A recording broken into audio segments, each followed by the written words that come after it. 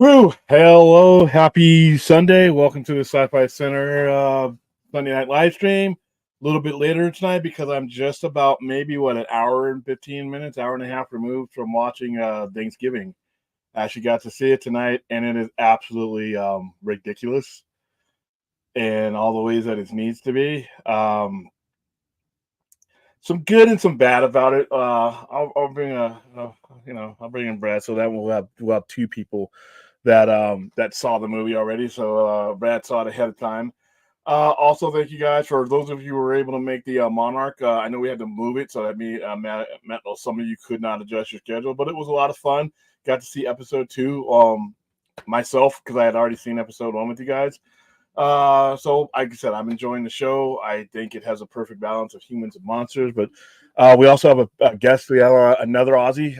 We have Jogo52. Jogo will be in here. He's got a little story that he wants to promote and present, so we're going to bring him on in a couple minutes. But first thing is first, and I'll go ahead and bring in Brad. Hey, and so the post Thanksgiving, William, please, what on a rate of like gory slasher movie giddiness, what would you rate this? On a rate of gory, it's got to be. It could have been worse, but it was about a 9. A 9. Yeah. There were some opportunities that were left on the table. Like I said, the bad. Let's start with the bad. The bad was that the story was fucking horrible. The story was horrible, and the victims were dumb. There were so many plot. Weren't you expecting that though? Yeah, I didn't show up for this, but I didn't expect it to be as bad a story, and obviously it tested the common sense barometer because these people were dumb and they all really needed to die. Not all of them needed to go, but some of them survived. More people survived that needed to. There needed to be more killing. There were survivors left that didn't need to be there, didn't need to live. And I'm like, okay, you had them set up to die, and then especially at the beginning, with the kind of the Black Friday riot I was telling you about, which is like people getting crushed, people's scalps getting peeled off, people getting just their heads smashed between carts, and I mean even like the story you shared about the people fighting over the TV, murdering each other. Yeah, this was actually it was a shopping cart death that was one of the main ones. There was like I said, that the first part was probably the hardest part to watch. Everything else was sort of routine, but a lot of the best kill scenes, believe it or not, happened in the trailer. So, but there were some that they would obviously not be able to show on a trailer. Yeah. But I thought this was one of the instances. I'm usually all for trailers having a lot in them, but I thought this particular movie more the shocking stuff. Like obviously in the trailer, the turkey, a guy dressed up as a turkey gets beheaded. Had I had seen that in the movie without knowing about it, I would have been batshit crazy over that. But the fact that I knew that was coming, some of the people took the excitement out because the trailer basically let me know who was going to live and die. The only surprises are some of the people that lived. I'm like, well, fuck you. You're dead. I mean, why are you still here? So I was a little bit disappointed. There were characters I was thinking were going to be off that didn't end up making it. That had no value to the movie by living. Some of the characters that survived added no value to the movie. That's 3 or 4 more deaths that I could have enjoyed. So I had that. Maybe Thanksgiving too next year. Yeah, but it shouldn't involve these assholes. But anyway, I knew who the killer was in the first 8 minutes of the movie. Within 8 minutes max of the movie, I knew, and I was hoping throughout the movie that I would be disappointed. But it was so easy to figure out who that. I mean, literally, I looked at I counted down. I mean, we're barely through the credits, and I already know who the killer is. And I was waiting for them to swerve me because, I went into Scream thinking that too. In certain other movies, it's 50-50 that I can guess a killer in a movie before it's over. I guessed the killer literally. He was it was who I thought it was going to be. I won't spoil it for you guys, but it was too.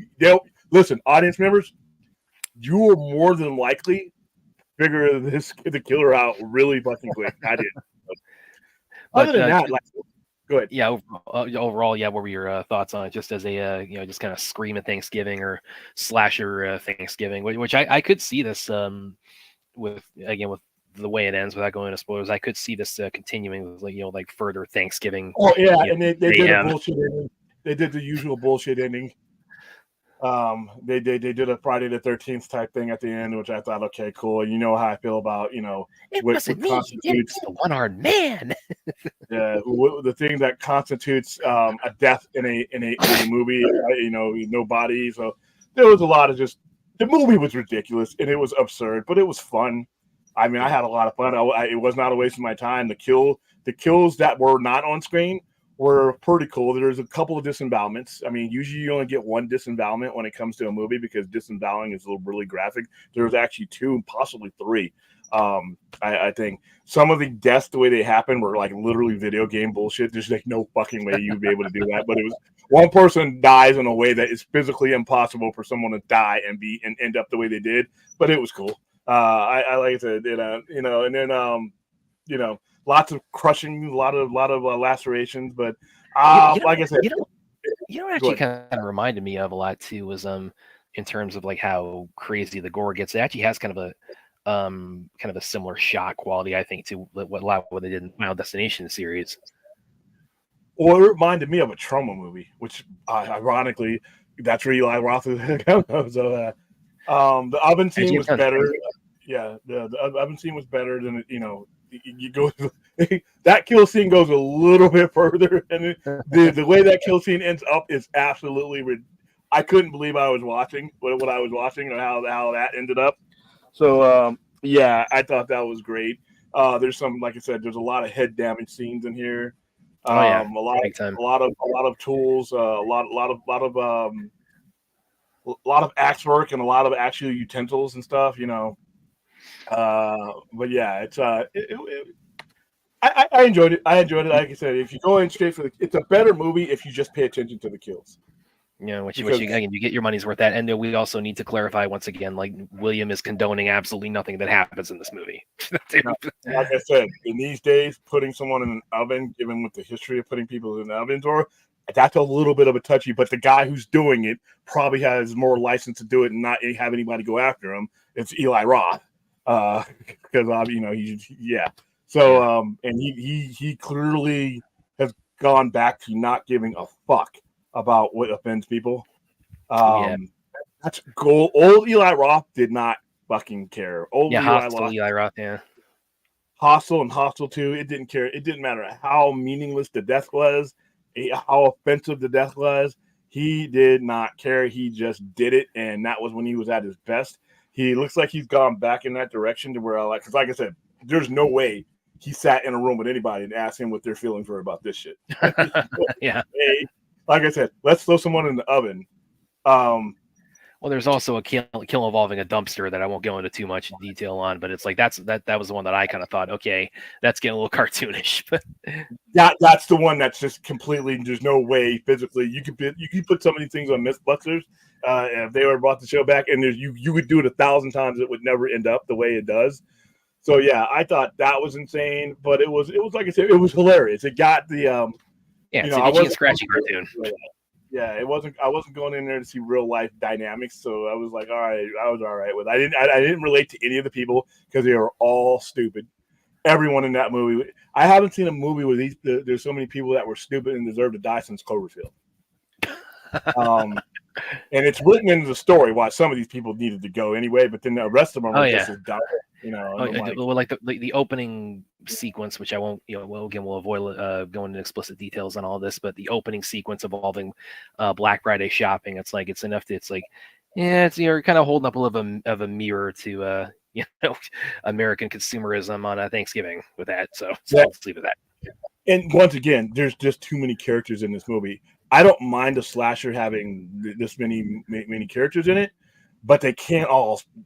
You got to have one. I need the last girl or the last couple. I didn't need as many people living that they did. And some of those people really should have been like the top of the list of people. Once you figure out what the motive is and what the person's motive was, you realize that there's some people in there that just needed to die, and there was an opportunity to do it, and it just kind of like went off the rails. I couldn't find him as a credible killer because he was as dumb as the people he was killing. Yeah, it's true. Yeah, how he gets caught is just absolutely, It's a he guy. 90%. It's a male killer, so we're narrowing it down somewhat for you there, guys. I'm sorry, but how the killer gets caught was absolutely like, in given certain circumstances of that particular person, it's like, that's what fucking tripped you up, dummy. This is a large enough outfit a person into. We'll just leave it's the actual convection of it. It was huge, and she fit in there. You see in the preview, she fits in there just fine. I think she puts garnish and shit on her toes.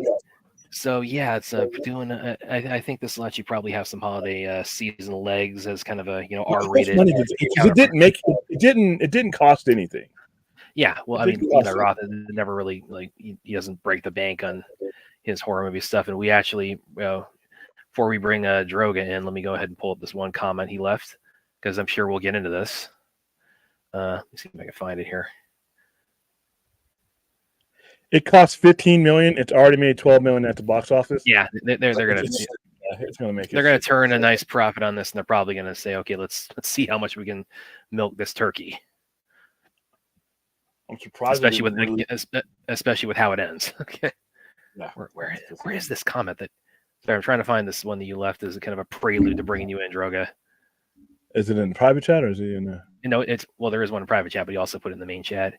Ruth, also, I see how you doing there, Ruth. She, guess you saw it over the weekend. Gory kills, very comical times. Yeah, some of them you see coming, but it's still it's how it's artistically done. Hey, good day, William, Brad, and everyone here. I can already tell I'm annoying Drew with that. Okay, here we go. Here it is. What WTF is this movie? This sounds so stupid. It is, like but it's very entertaining. Stupid. Yeah, don't go in looking for Casino or Miller's Crossing or some kind of great. It's not at all. Do you think it's now a competition to outshock in the horror film industry? Actually, that was a little more cockney for me. No, I think in the early 2000s, where Eli Roth was making a lot of his stuff, it was when all the torture porn was coming out. Yeah, this is just him getting back to his roots. Eli Roth has always been this way. He really the only competition was with himself. Everybody else is just trying to copy a lot of the shit that he did. You had his movies and you had the Saw movies. But the problem with the Saw movies and the traps had meaning. But after a while, it just became like Acme. It became more about the contraption to use to kill you, other than why you were there. That's why the latest Saw is really good, because there is actually a lot of his motivation for trapping all the people he gets. Yeah, Saw X is actually really socially conscious, and I'll just kind of leave it at that. Anthony had one here. 2 and 3, right? So. Brad and William, when it comes to these movies, specifically this movie that you're talking about, you guys feel it's worse to actually see the person getting killed or just hearing it? I'm not sure I understand. Do you think it's worse to see them? So see them getting, or hear it off screen, but hear them screaming? You mean? No, I need to see the art. If you're gonna, I don't want to hear a skull getting crushed off camera. I want to see the skull. Well, again, with this, I mean, it's like as William said, likening this to Trauma, and I kind of liken it to Itchy and Scratchy or Scream or Final Destination, where it's like, the craftsmanship is, and just how much they push the envelope and how just insane they can get with the gore. So you really want to present that as openly and front and center as you can in something like Thanksgiving. Yeah, and there's food being served.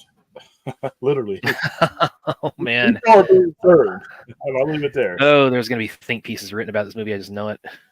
Yeah, like I said, that scene where the one particular kill comes to its final thing was kind of just like, wow, and but that person earned it. That person was a pretty much a piece of shit throughout the movie, so I didn't mind seeing her. There's some people getting their comeuppance in this. Let's put it that way.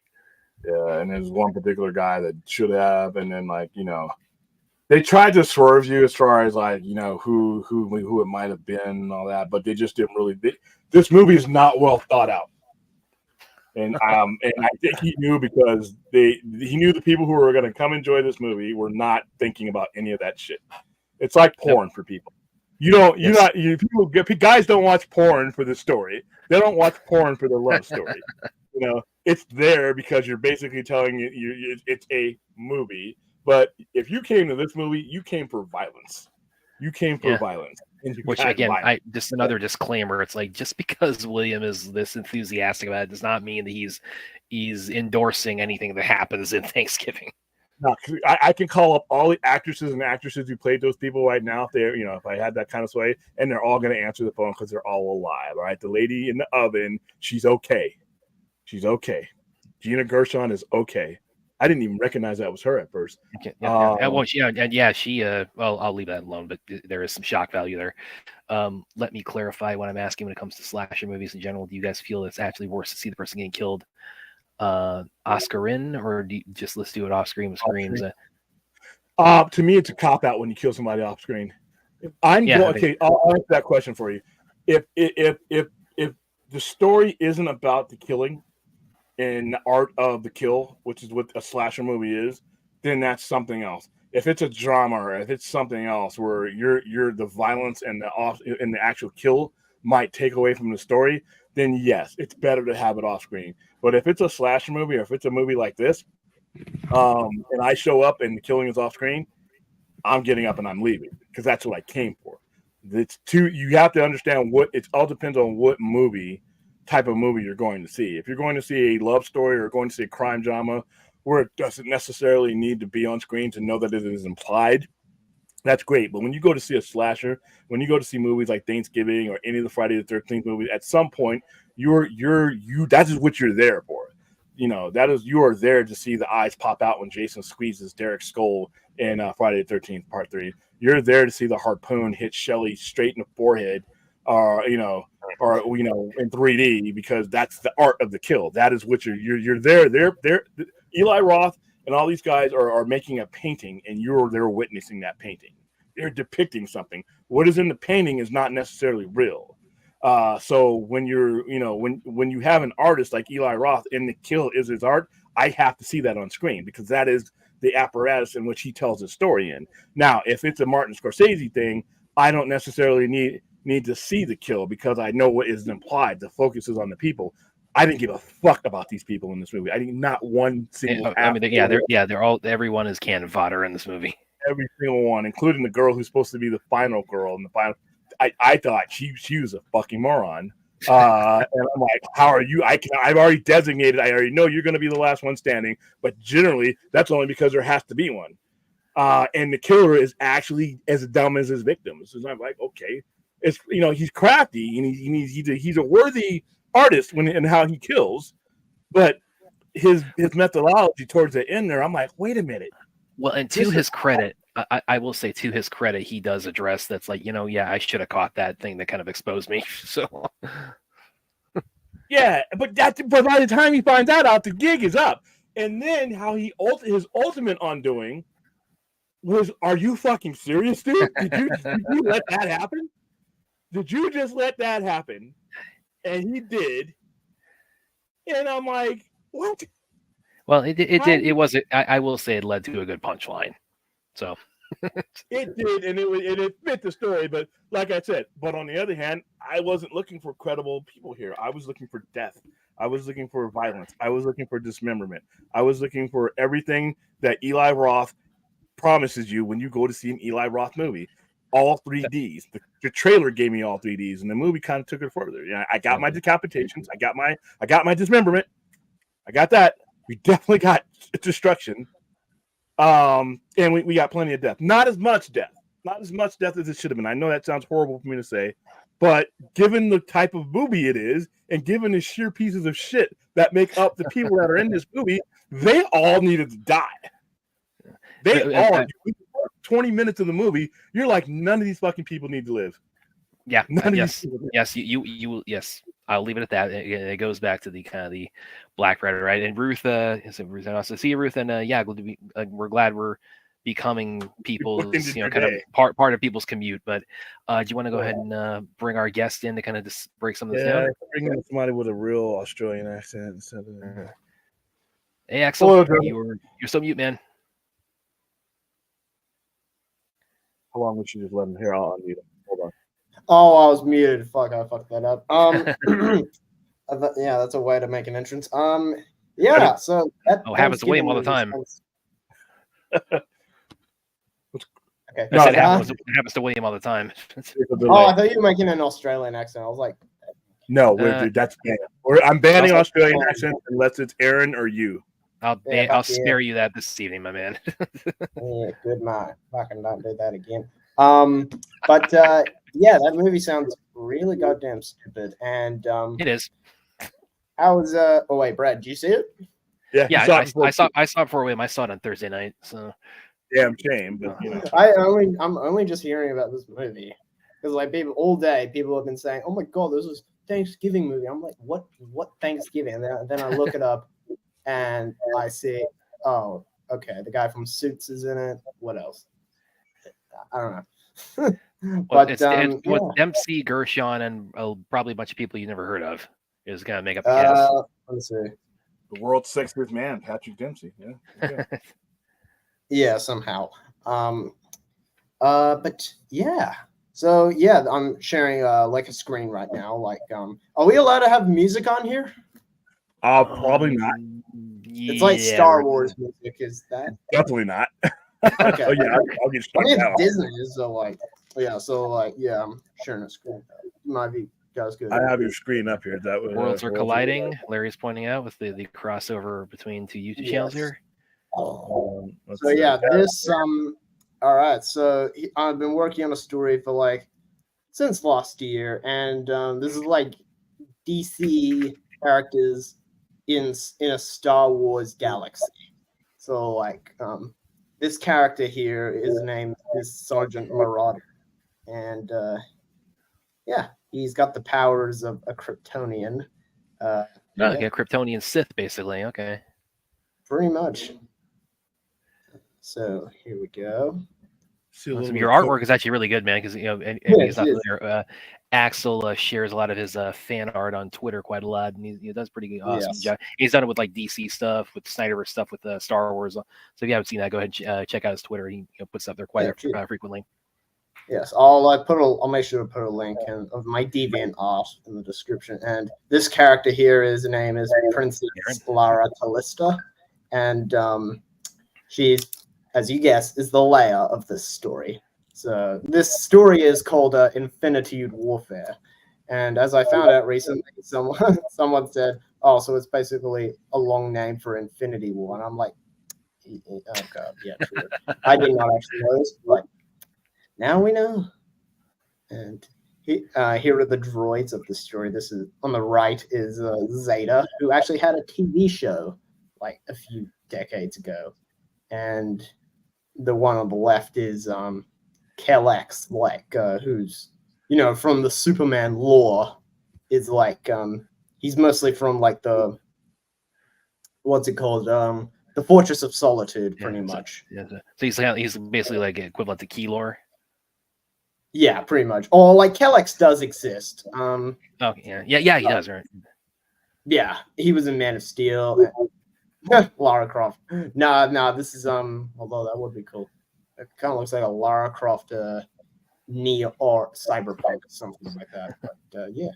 Let's see, here we go. So these droids are in an escape pod. Yeah, Ray is giving you a shout out here, man. Cheers, Rat. Cheers. And this one, on the right, this is Sam Kent. He's basically the Luke Skywalker of it, and these are his adopted parents. As he lives on the planet Gotham. So in this case, Gotham isn't a city. I mean, there's cities in it, but in this case, it's an entire planet. Okay. So they're basically like taking DC and just like making it like making interplanet. It's like a galaxy far, far away now. Yeah, pretty much. Here is where you got Sam, who's ambushed by these guys. And do you guys recognize these guys, or I think look like mutants from from Dark Knight Returns. Yeah, these guys are like the Tusken Raiders of this of Gotham. So yeah, Rob and Don. Yep. Berlin. And this guy here is Batman, who has been hiding for about 19 years. And he is the Obi-Wan of this story. Okay. And of course, yeah, Yes. the great guy's got the nightmare whole get up there. I've always kind of wondered, but maybe I should, maybe if I ever get the chance to, if I'm ever on a stream or anything with Zach, I'll ask. It's like, Batman with the full suit on and with the jacket. I always thought, it's like, man, he's got to be just sweating his balls off with that. But I haven't. Yeah, that's trying to cosplay for that. That jacket, you know why he wears that jacket? You know what the purpose of that particular jacket that Batman wears, right? What's that? No. What's the jacket he wears in BBS called? That's a duster. This is more specifically.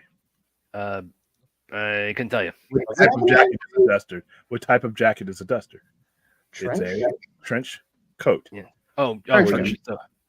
You know where the term trench coat comes from, right? Trench warfare. Yeah. Exactly. And those jackets were because you were fighting in trenches and you were not shooting, you were using knives. So they wore trench coats that covered the majority of their body and their vital organs, so that in close quarter combat, the knives would not pierce. You didn't have enough fulcrum and enough room to give a good enough blow to pierce the thick leather that a trench coat was wearing. And if you're fighting, with Batman's case, a lot of times he was fighting somebody with blades, throwing blades, things like that. So he wears that, but in his case, it's bulletproof too. You actually see him, and he's having that situation with parademons in a post-apocalyptic setting. So so good. Then got my answer there. Yeah. That jacket's for protection as much as it is anything else. And also to answer Rhea's question, what is around his neck? That's just the collar of the duster jacket. And there's a CR character that this reminds me of. There's a CR character from. But one more question I gotta answer is from Anthony Manzano. Who is the Wonder Woman of the story? Well, is this one? With the Martian Manhunter and Wonder Woman. I can pull them up. Well, Martian Manhunter's dead, and Wonder Woman is going to be in the next story, the next part, my version of Empire Strikes Back, which will be called Reign of the Empire. And yes, now I know more about jackets, to be honest. I do too. And Aaron has William educating people. I love it. Thank you, William. Didn't know that. I didn't either. So yeah, that's literally why you should have been a teacher.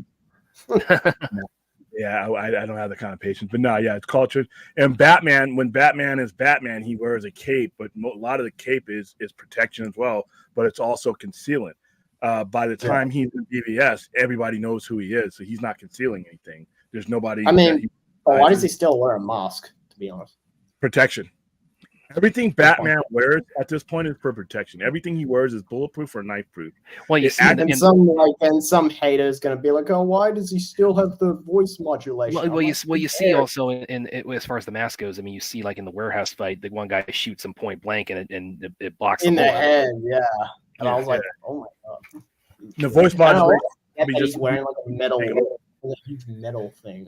Yeah, he just didn't take the voice modulation away when the world went to shit. Yeah.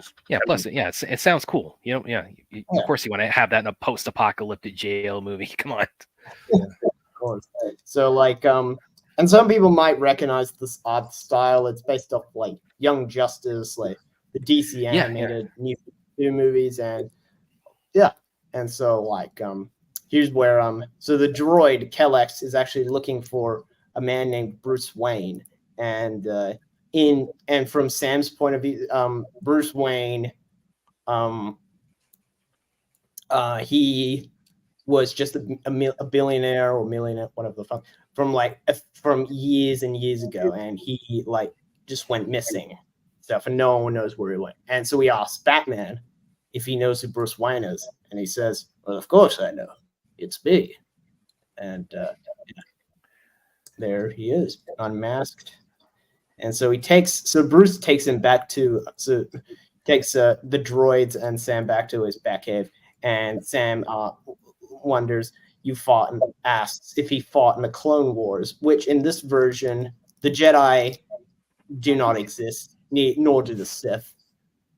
The Sith are like apocalyptians in this story, which I guess is sort of a spoiler, but so So Bruce knew who Sam's father was, and it was Superman. And yeah. Real quick question. Real quick yeah. question. Hold on, real quick. Yeah, that's another between World War I and World War II advance, and mainly because the advent of weapons.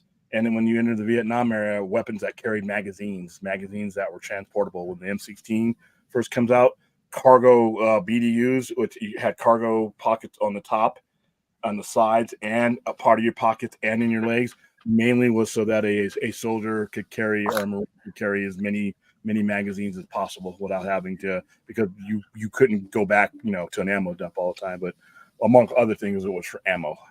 But William, I don't know how you're talking. I know what you're talking about, William. Do you have the patience we deal with for it to be like a teacher? Yeah, he would be the kid in the corner. We did that desk that you put in the corner. And put him on. He'd be the class clown. No, he's the type of kid that you would pour water on, like just all the time. Like a teacher from my school would do that all the time. You do it in America, they'll shoot you. These kids are different. Yeah, I would. Plus, I could teach the kids today, the American kids today, as far as like the level of just whatever. But yeah, if I were a kid in like another country, or if I were to be in another country, I could probably teach. But not here. No, are you on Vero? Vero. Yes, I am. Okay, because I was wondering if you sharing this on here, because I'm sure Zach himself, this will probably find its way to him pretty easily on Vero. I'm sure he'd love to see it. He has not. Let me see. Let me find my. I'll send you my username on here. Okay. Is what part of you live in, Axel? What part of Australia do I live in? I live in Sydney, so that's like the city part, and there's no spiders there. Like as talk to Americans, like you guys, and like they always say, "Oh my God, there's spiders in fucking Australia." I'm like, not everywhere. What about Aaron? Yeah, there's some spiders. Aaron, I mean, she got it. Have you ridden on a kangaroo, Axel? Oh God, what's that? Well, there it goes. Ridden on a kangaroo? What? Wait, what? Have you ever ridden on a kangaroo? Oh, have I ever ridden a kangaroo? No, I haven't. And no, I have not fought one. I was just about to say, well, you ruined it, because I was about to point out, Axel dodged what Aaron went through her time on here. Was like she just got kangaroo questions thrown at her. It's like, okay, well, I gotta tell you, Joe, I'm disappointed, man. I mean, you're becoming the most disappointing Australian out there. Well, Australia's not that exciting unless you look for adventure, which sometimes I don't. You'll find it. But if you're in Sydney, you're literally, and that's the biggest city. And is it Sydney or Melbourne? What's the biggest city in Australia? I think it's Sydney. I mean, mostly. Well, I'm biased, so it's probably Sydney. Aaron's correcting us here. No, I don't think there's any beaches and yeah, we don't ride kangaroos. I don't think there's any beaches in Melbourne. We got a lot of beaches in Sydney. In the Opera House. Yeah, no, that's not. I remember I did a project actually when I was like 13 in school. We had to do a like kind of presentation on a historic landmark, and I chose the Sydney Opera House. But we had to find some way to create that, and I picked the perfect one because I had no idea how I was going to do it. My dad finally was able. We were able to get like the white part, those kind of those cones or whatever they are. Made that, but then like the bottom where like the actual opera house people would walk into was just like a flat piece of cardboard because we're like, nah, we're done. Hey, by the way, Aaron, you did not have to clarify that. You did not have to clarify that you guys don't ride on kangaroos. That was just a joke. Aaron's like, damn, those people. Actually, I mean, kangaroos are just deers who went to prison. Yeah, I saw that meme. Yeah. We were playing though. I think we were watching a video the other day where they were just kicking the shit out of people, and they could actually seriously. I didn't even know before I watched it. I didn't know before I pulled those up they could do that, where they could prop themselves up on their tail and just kick you with both feet. I didn't even know they could do that. And that's a lot of hydraulic power in those feet, man. You go flying. If it squares up on you, Your internal, yeah, Thank you, you're Aaron. not cool. It's called the sales. I call them the cones because I mean, I should tell you how suited I was to do that project when I was a kid. Now it's one of the few continents I haven't been to. I haven't been to Antarctica, and I haven't been to Australia. Yeah, the closest I've gotten is I lived in Hawaii for 3 years when my dad was in the army. So that's like smack in the middle of the ocean there. But one of these days I'll get out there. Hopefully. I want to go. I want to go just for the show. I want to go that. Like I said, Middle East is probably the one region on the earth I don't ever want to go back to, but Europe and all that stuff.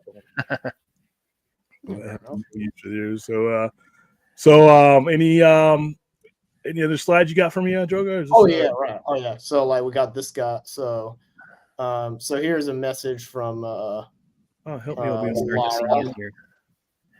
Lara. Yeah, you can definitely figure out where this lines up with Star Wars. Yep, the insurgency needs you. You are our only hope. And it's like the next slide is her bending over and turning him off. No. So here's like the iceberg lounge where we see some familiar looking criminals. Like on the right is a Nightshade, that's like a villain, and like the guy on next to her is whoever Michael Rooker played in the Suicide Squad. I don't care. Yeah, his name escapes me. I'll pull that up. By the way, Anthony, a bomber jacket. The difference between a bomber jacket and a trench coat. A trench coat actually has a strategic purpose. Bomber jacket was to keep the pilot warm because he was literally in a place where it was freezing, and bomber jackets only go down to the waist. And it's literally when they were freezing. Well, when you're flying a plane, World War II, where the bomber jackets first originated, you didn't have heaters in those planes. You didn't have a lot of things in those planes. So if you look at the bomber jacket and it has like that sheep interior to it, it's to keep the bombers warm and the pilots warm because they were at high altitudes and they were at thin air and it got really, really cold. Well, so they do serve a strategic purpose technically. Strategic, but as far as like combat, combat strategic purpose. But yeah, bomber jacket was literally to keep them warm because if you look at those planes and they weren't very warm. They were cold steel and iron, and they didn't have a lot of heating apparatus to it. And even if you had a heater on there, it's not like a 747 or something like that where it was insulated. And they weren't very insulated because they had to counter it. The plane could only weigh so much in order to carry the ordnance that it needed to and the fuel. So most of those planes weren't the heavily armed things, and they were cold. And that's what the bomber jackets were primary for, whereas a trench jacket was literally to help cover your vital organs and your legs, because if you have your femoral arteries and everything in your legs, and that a lot of guys died in World War II for wounds to their legs because you could bleed out with the femoral artery. So yeah, it's the bomber jackets primarily were to keep you warm, whereas the trench jackets went all the way down, and that's why they went all the way down to your feet, because you don't want anything getting punctured. That's what those were for. And by the way, the guy right here is Savant. That was Michael Rooker's character in the Suicide Squad. Savant. Oh right, yeah. They set him up like he was this badass, and he gets killed 5 minutes in the movie. Yeah, he's one of the guys. Didn't he die in the credit scenes? Or one of the guys that died? No, he died like the very beginning. It was like the guy. The whole beach massacre. Yeah, that's the credit scene. Yeah. Oh, yeah, they were all dying in the credit scenes. That's what I thought was hilarious. That Pete Davidson is dead before the movie even starts. It's like hilarious. Yeah, I was like, I'm guessing the guy next to him right there is the Scarecrow. Oh no, that character's there is the Merrymaker. He's like a Batman villain from the New 52, and the guy next to him, his name is Cyrus Broderick. He's like a Green Arrow villain. Okay.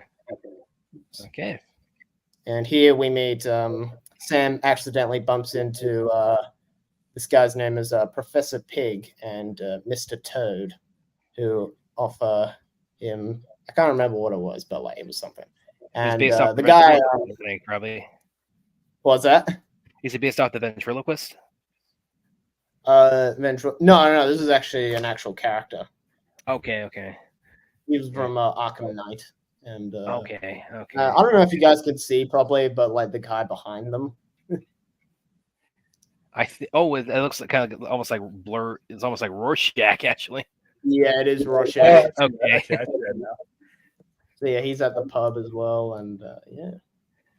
And here we have the Han Solo and Chewbacca. This is the guy on the right. His name is Grifter. Like he was originally a Wildstorm character, I believe, and he Jimmy. merged over to DC, and yeah.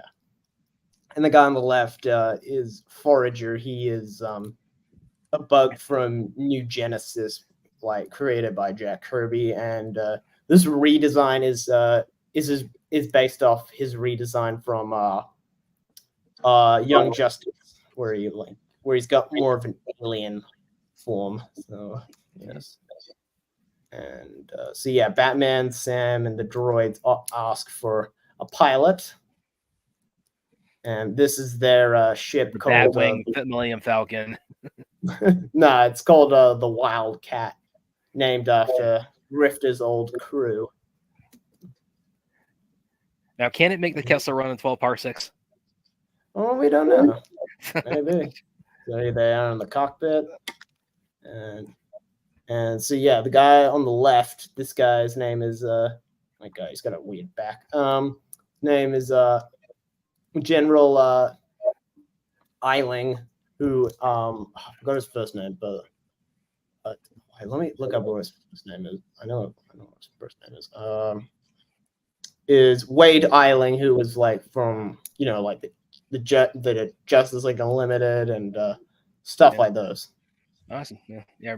So he's like the Tarkin of this. And in this story, I should say there is no Death Star, not yet. They're just on like a Star Destroyer. And here they actually blow up the castle or like kingdom of Euphorix, which is where Laura Callista is from. Oh wait, she grew up, I should say. Yeah, okay. So here it's like Grifter and Forager breaking in, taking down some stormtroopers. Get down there! I don't care what you smell. Then we have Batman, and then like this is based off like a shot from the animated movie Flashpoint Paradox, because Grifter is in that movie, and he briefly teams up with Batman. Really good with the 5 o'clock shadow there too on Batman, because I mean that's very it's drawn from Affleck having the 5 o'clock shadow. Yeah, and like he's just very Jedi because he's been hiding for 19 years. So like think of like the Justice League had their own the 66, except in this case it's called Protocol 52, which they were betrayed by clones, and and most of the clone commanders are named after famous DC directors. Okay. So here is Sam. He gave the order. His name was Jeff. Oh no, not yet. Yeah, you set me up, man. I did. I mean, actually, I might draw him as a imperial officer. As an imperial officer. Oh God, that'd be funny. But here is Sam saving his sister. I meant, no, not sister. Yeah, it is his sister, but we don't know that yet.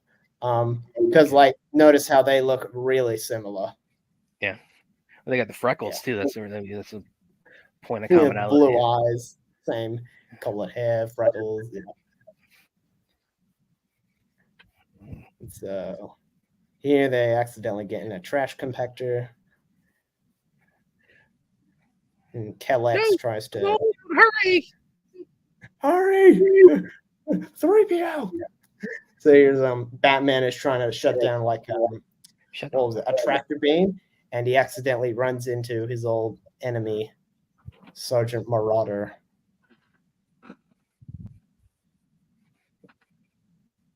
Okay. Now is he Sergeant Marauder? Is he influenced by any particular DC character? Okay, I might as well just get it out of the way. He is Superman. Oh, okay. Yeah, he is Superman, and I was actually thinking he was gonna be Deathstroke. Oh no, no! Like Deathstroke is gonna be like the Jango Fett of the prequels. Okay. And Yeah, he just turned to the so-called dark side. I should have guessed. Yeah, with taking the nightmare template for this, that should have been Superman. And like he turns to the literal dark side. You know what I mean? And so here is Lara complimenting Grifter's ship. Thought I was gonna say something else, didn't you? And so yeah, Batman and Sergeant Marauder fight, and while the team escapes, Sam sees Batman, and Yeah, I know there's a comics cover that has Superman grabbing Batman by the throat. So I just like wish I could pinpoint the exact number, but yeah, I think everybody knows what I'm talking about. Where Superman has Batman by the throat. Yeah. So Batman dies. And that's the end of him. So yeah, they get back to the place on Euphorix, like the insurgency base. On the guy on the right, his name is Admiral Outsider. He's like based off like a character from I think the Flashpoint timeline. And yeah, he was once a mob boss until like the Empire took over and he actually became a good guy. So yes. And so here, this guy on the right, his name is Jay, and in the comics, recently he is John Kent's boyfriend. And the reason why I changed John's name to Sam in this is because I don't know if Sergeant Marauder heard the name John Kent, that would have instantly made him think, yes, he is somehow related to me. Even though Luke Skywalker kept his name. Yeah, exactly. Yeah. Yeah. That blows the twist a little early, yeah. Yeah. And so here they go to the battle of and so here's Sergeant Marauder like ordering his TIE pilots, because in this situation Kryptonians cannot breathe in space. Okay. That's like I think that's something from the animated series and stuff, but like if they breathed in space, that would just be way too easy. Wow. That was from post-crisis when they did that. When they So here's like Sergeant. No, not Sergeant. Fuck, I forgot. Okay. Here's more TIE fighters. Here's Sam in his cockpit. There's Sergeant Marauder. And he can breathe in space, but he was directly ordered to use to fly a starfighter. So his ship gets Sam's ship gets knocked down, and he needs to find a way to blow up that the power cell that is controlling this thing. All right. And when he sees the sun, you know what happens. That's good. Oh, that's really good. So here's like the victory celebration. Look at Forager, he's looking happy. There's Lara. What else is there? There's the droids.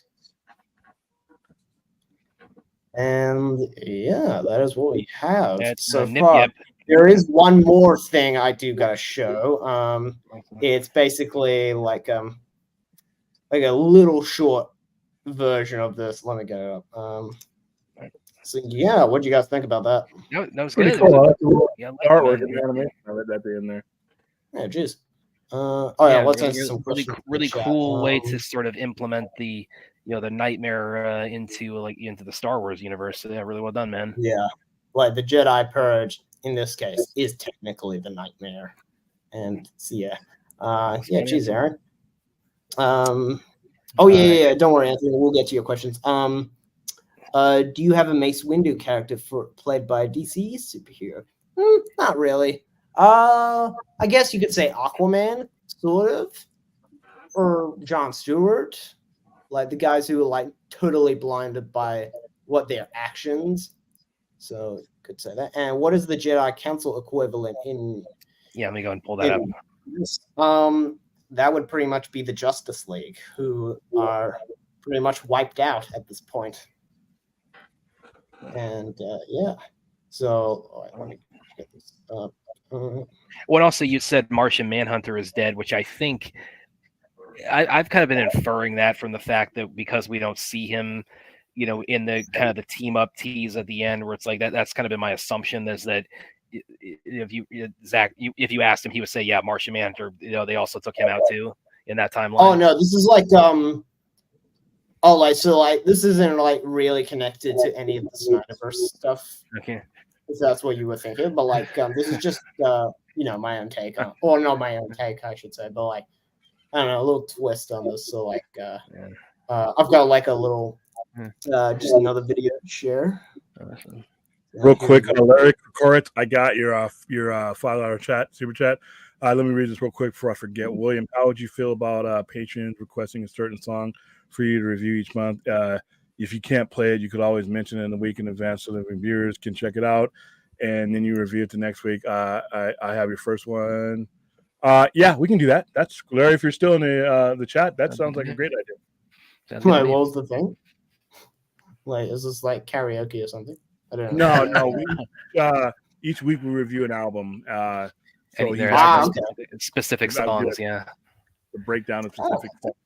When I also have gotten requests. I've gotten requests now after the Avatar trailer breakdown. People really want to see us do a Patreon stream where I like tear the 2010 movie apart, which I would happily do. It'd be my Howard the Duck if you guys want to see that. You know what my Howard the Duck is recently? It's that fucking trash Mortal Kombat movie recently. Yeah, I think I saw you post about that, which actually was made in Australia actually. Yeah. Wait, what? Yeah, no, they filmed it in Australia. No, I'm not kidding, they did. It's like, wait, what? Well, I'm discerning them. So, and they actually filmed the Star Wars prequels in Australia. Like they filmed it in like Fox Studios. It's an area that's like close by me, but like not too close. I think I actually met the visual effects guy like who did those movies. I think his name is Rob Coleman. He did like I think he did episode 2 and 3. I don't know that one. I think I've heard of him. Yeah, but I did see you post about that recently, which was like, I don't think I'm quite to that negativity, but it's like I kind of can't. But like, I liked it, but I wanted to love it. Was because that was like the best part of that movie. Was Scorpion Sub-Zero. No, it was the beginning, pretty much. And I thought that was just that was like a badass introduction, and then it just fell off so quickly. Like in some scenes, you could tell that movie they were on a set. Well, the people that got for like Liu Kang, like he's a small guy. So like I was like, it's not really that believable, but like yeah. So they got my man Joe Taslim from the Raid movies, and The Night Comes for Us. Sub-Zero. These Raid movies. If I ever got to your house, I'm pretty sure you have like a shrine of the Raid movies, don't you? It's like a room that's dedicated to those Raid movies, man. Well, Axel, have you seen the Raid? No, I have not. Wasn't the guy who did those movies going to do like the Deathstroke movie? Yes, he was. Gareth Evans, which pisses me off. The fact that it's another of the unmade movies in the franchise. No, that's Gareth Edwards. I get those confused. It's like Mark Hamill and Mark Harmon. Like, I always get this confused. Or Adrian Brody and Adam Brody. Yes, but I mean, if people haven't, as if there were any further confirmation, yes, I'm massively, and really, actually, I think if you were let down, which you clearly were by Mortal Kombat, you probably definitely. Like, because recently I've been playing Mortal Kombat 11, and recently I've been playing 1. Like, Omni-Man is my main. You probably would dig the Raid movies because they're I mean, they don't have fantastic. Yeah, because I've heard of them, but I don't think I've never actually gone the chance to see them. They're really they're again there's no fantasy elements, but they're in terms of like the kind of R-rated martial arts, it's definitely of the wavelength of Mortal Kombat. Oh, okay. Yeah. And like I think, and like, have you guys seen the? Speaking of Mortal Kombat, have you guys seen Spawn, the movie? Yes, we have, and that's also not what. That's something I'm actually planning on watching tonight. So you haven't. So you haven't seen the '97 Spawn movie? No, I haven't. Oh, brace yourself, my friend, for some. I've heard it's bad. Good not especially the effects. The effects are some of the. If you talk about effects from the '90s that have not aged well, they're talking about the effects on Hell and Spawn. Like, when's the new Spawn movie coming out? Well, yeah, McFarlane's been trying to get it off the ground for God knows, and I mean, I think I mentioned on prior streams. Well, Spider-Man certainly knows this. I've interviewed Michael Jai White several times over the years, and one of them was when it was actually a kind of a fairly long one where I call them legacy interviews, where I'm breaking down kind of their whole career, and that was actually right around the time when McFarlane was saying, "Okay, we're really getting Spawn moving." And I asked Mike if that was something, Spawn, was that something he was interested in revisiting, or like what were his thoughts on McFarlane doing this new Spawn? He said it's like, oh yeah, he's been talking about that since the first one. It's like it's nothing new. So he doesn't have much faith in this. Is the Blumhouse going to do it now? Yeah, that's the current. That's how it's being presented right now. But again, it's like it's been through so many channels. It's kind of at a point that it's not happening. Oh, and Aaron, there actually is some 2 animated Mortal Kombat movies which are fucking insane. Holy Yeah, shit, you're talking about one was Scorpion's Revenge. Scorpion's Revenge, and the other was Battle of the Realms. Those ones are insane. Like the opening of the first one, it is like fucking violent as hell. Like holy shit. Yeah, I've seen Scorpion's Revenge. I haven't seen the other one. But as far as like the one you're so enamored with, you just mentioned, it's like I didn't hate it, but it's like I would have definitely liked it more than I did. So hopefully they're going to pick up the slack in the second one. Yeah, they got Carl Urban for Johnny Cage. As Johnny Cage, yeah. I love Carl Urban, but as Johnny Cage. Well, especially because I mean, a lot of people, myself included, were definitely fan casting Scott Adkins. Scott, yeah, he would have been perfect. Yeah. So just remember, these producers and directors, they rarely get it wrong. Like I said, I go back to the whole Heath Ledger thing where I laughed at that casting, and then I didn't laugh anymore after I saw that movie. Boy, I'm kind of curious if like with Urban as Johnny Cage, is he going to keep his accent? Been a good Kano, not gonna lie. Yeah, he would have been a good Kano. Well, Kano is actually I do like Kano a lot in the new MK. I found him to be like really like he couldn't save that movie, unfortunately. but Urban, I'm kind of wondering, is he going to keep his accent? Is he going to keep the beard? Is he going to be like Johnny Cage with like the personality of Butcher, basically? Which I could kind of see that working. But I just would want to see like a snippet of that before I like really would kind of place my bets on it. I kind of hope he doesn't have a beard, because if he has a beard, I'm just going to be reminded of Billy Butcher. Yeah, that's true. But I think you did want to pull up one more thing for us. Oh yeah, one more thing. And real quick before you do, sorry, Azteca. No, I'm not. Weird. No, like who would you choose, Azteca? Not to be like rude with it, but like who would you choose? Well, it's like, no, if you're doubting Scott, come on. What are you doing? Yeah. You need me to add this to the stage, or you got it? Anthony asks, do you feel Kano character in Mortal Kombat is more exaggerated? Is he Australian? Because I know he is Australian, yeah, he but is. like in the games, is he Australian? Yeah, well, that's a retcon after the '95 one, because he was Japanese originally, and then they had him Australian in '95, and then that was him. Yeah, and it was like the rare instance where whitewashing was actually kind of accepted. If it's Australian, then yeah, it's accepted. See, can we pull up the video? Okay.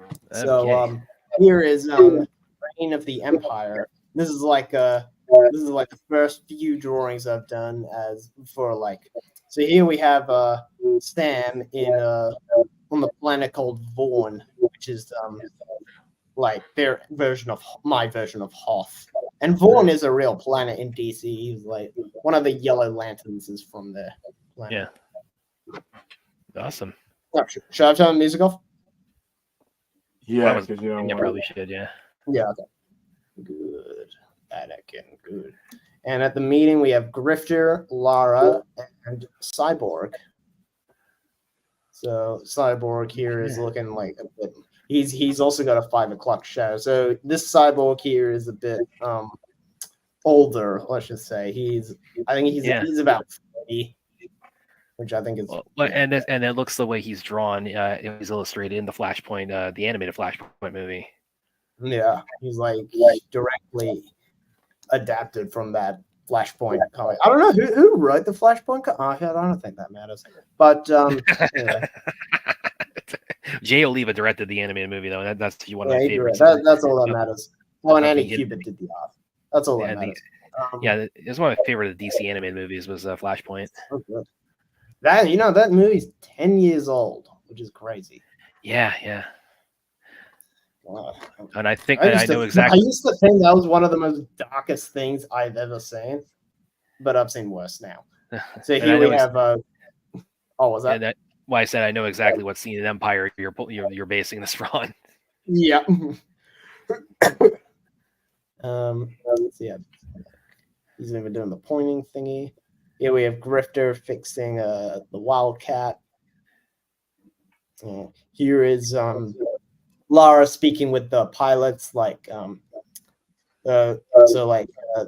alien guy. His name is I have it written down somewhere. He looks a bit like Toma Ray. Toma Ray, yeah. He's from the same species. He's the same species as Toma Ray, like one of the Green Lanterns. Yeah. And the guy on the right is his name is Tyno Finray, actually based off one of my friends. And so like Lara's just giving them a pep talk. What they need to do. Here are some snowtroopers. Let's go. Yes. What else is there? Oh yeah, so like after the team escapes from Vaughn, like Sergeant Marauder damaged their engine. So like that's what made them crash onto another planet called Trom. And let's see. Here is Marauder kneeling before his master. And yes. And this is I've seen where he would pull off his helmet and you see he's got horrible burns. Oh no, we don't see his face yet. Okay. Well, we might see his eyes, but his master is I don't know. He was once a politician, let's just say. I'm just gonna say it was Darkseid. And it is Darkseid. And Darkseid, in this case, the new gods, they had their own version of Ragnarok. So in this case, some of the new gods have been reincarnated as normal people. And Darkseid was the first to adapt his former self. Okay. Yes. What is thy bidding, my master? So Sam has traveled to another planet or another realm, plane of existence that was left in that, the coordinates were left in one of Batman's journals where he told Sam to go. So here's where Sam and Kellex look at this person. This person is the last Amazon. This is Diana. Oh, son. Yes. She looks she's right out of a Flashpoint there. Yep. And here's I never got us into the new 52. Sorry, I just wanted to. Yeah, I never got us into the new 52 kind of read or not. Was that new 52? No, that wasn't new 52. It was the kind of in the animated movies. Sorry, I'm mixing those up. I never got as much into the after Flashpoint when they give the Wonder Woman the redesign there. I never really that they really? Those movies are fine. You're not alone. Trust me, you're not alone. What? Why am I even on the stream? Because no. But, just didn't listen. New 52 after the initial jolt that it gave. If you look around now. Look around where DC is with things now. It's almost the effect wore off really really quickly. So and this looks like a half Legion of Doom and half Suicide Squad here. Yeah, these are like the bounty hunters. So from the right, sorry, I got a weird cough. From the right, we have Cheetah, who is like she's an older cheetah, and actually, you know what? I just noted. Oh shit! How do I get back to the beginning? I just noticed that arch enemy Wonder Woman was there. Yeah. So I just So yeah, she's a bit older now, and next to her is Black Manta, who in this story is basically the Boba Fett, and next to him is Killer Croc, who in this is a Trandoshan from Star Wars. Like, you guys know the character Bosk? Yeah. Like, he was briefly seen in Empire Strikes Back. Yeah. And like the next to him, her name is that robot is a chick.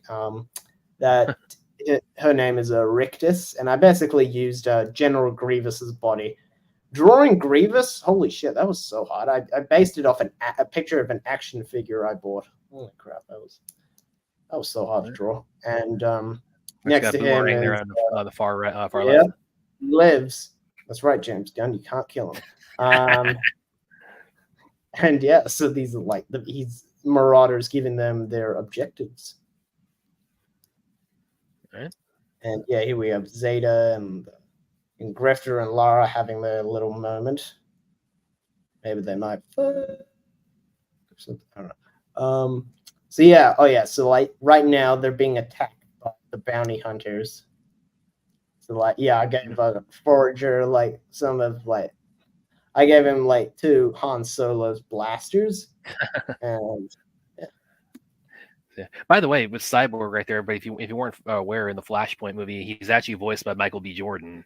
That was I know. Like, I only figured out like years later. I was like, oh shit, that is. That was that was before he really kind of made a name for himself. But yeah, he was voice of Cyborg in the animated Flashpoint. Thank God. Someone's gonna ask him. Now he's meant to be Superman. Right? Well, I mean, it's one of the many announced things they threw at us that they won't do anything with. Yeah. Didn't they announce that on Henry Cavill's birthday or some shit? No, that was the JJ Black Superman one, which also I thought that was. Oh right, yeah. Those were 2 different projects. Yeah. Yeah, Warner Bros. Yes. Yeah, we don't talk about that. Yeah, we can rant about them all night if we want to. All night. So here we have Sam training with Diana, and And here we have Sam's. We could say pretty much first fight. And here we have Black Manta tracking down the team, and here we have Jason Blood, who is also Etrigan, the demon. On the right is his apprentice, Raven. Yeah. So, yes. I gave Raven. I knew it was Raven immediately, but I thought he was Ra's al Ghul at first. Oh no, Ra's al Ghul. He's. I'm gonna make him the same species as General Grievous, which he looks different from before he became a cyborg, let's just say. And so I gave Jason Blood some a bit of Jedi robes, we could say. And they're on the planet. So Jason Blood is basically the Lando Calrissian of this. Awesome. Here we have some incinerator troopers that were first seen in Mandalorian. Yeah, I do remember those guys. Oh yeah. Okay, and that's it for those videos. I also got a few more to show, a few. I'm gonna while you pull that up, I'm gonna pull up some of the comments here.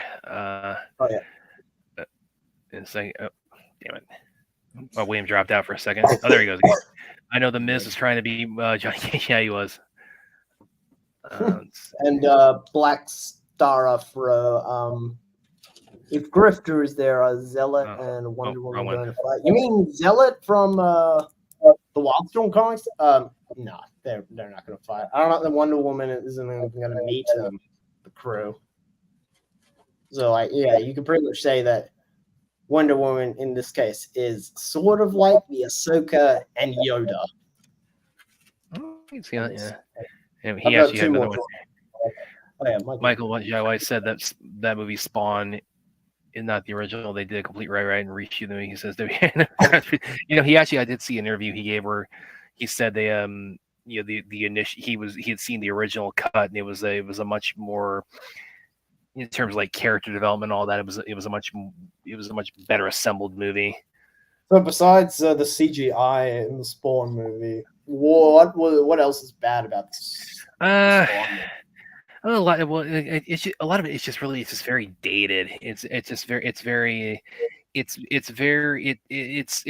superhero movies in their infancy, and it's so you could tell that that it's very basic. It's very, and also it's like it's Spawn, so it should be R-rated, and it's this is probably the most neutered version of Spawn you're ever going to see, which is ironic because we have Spawn in his finest in Mortal Kombat 11.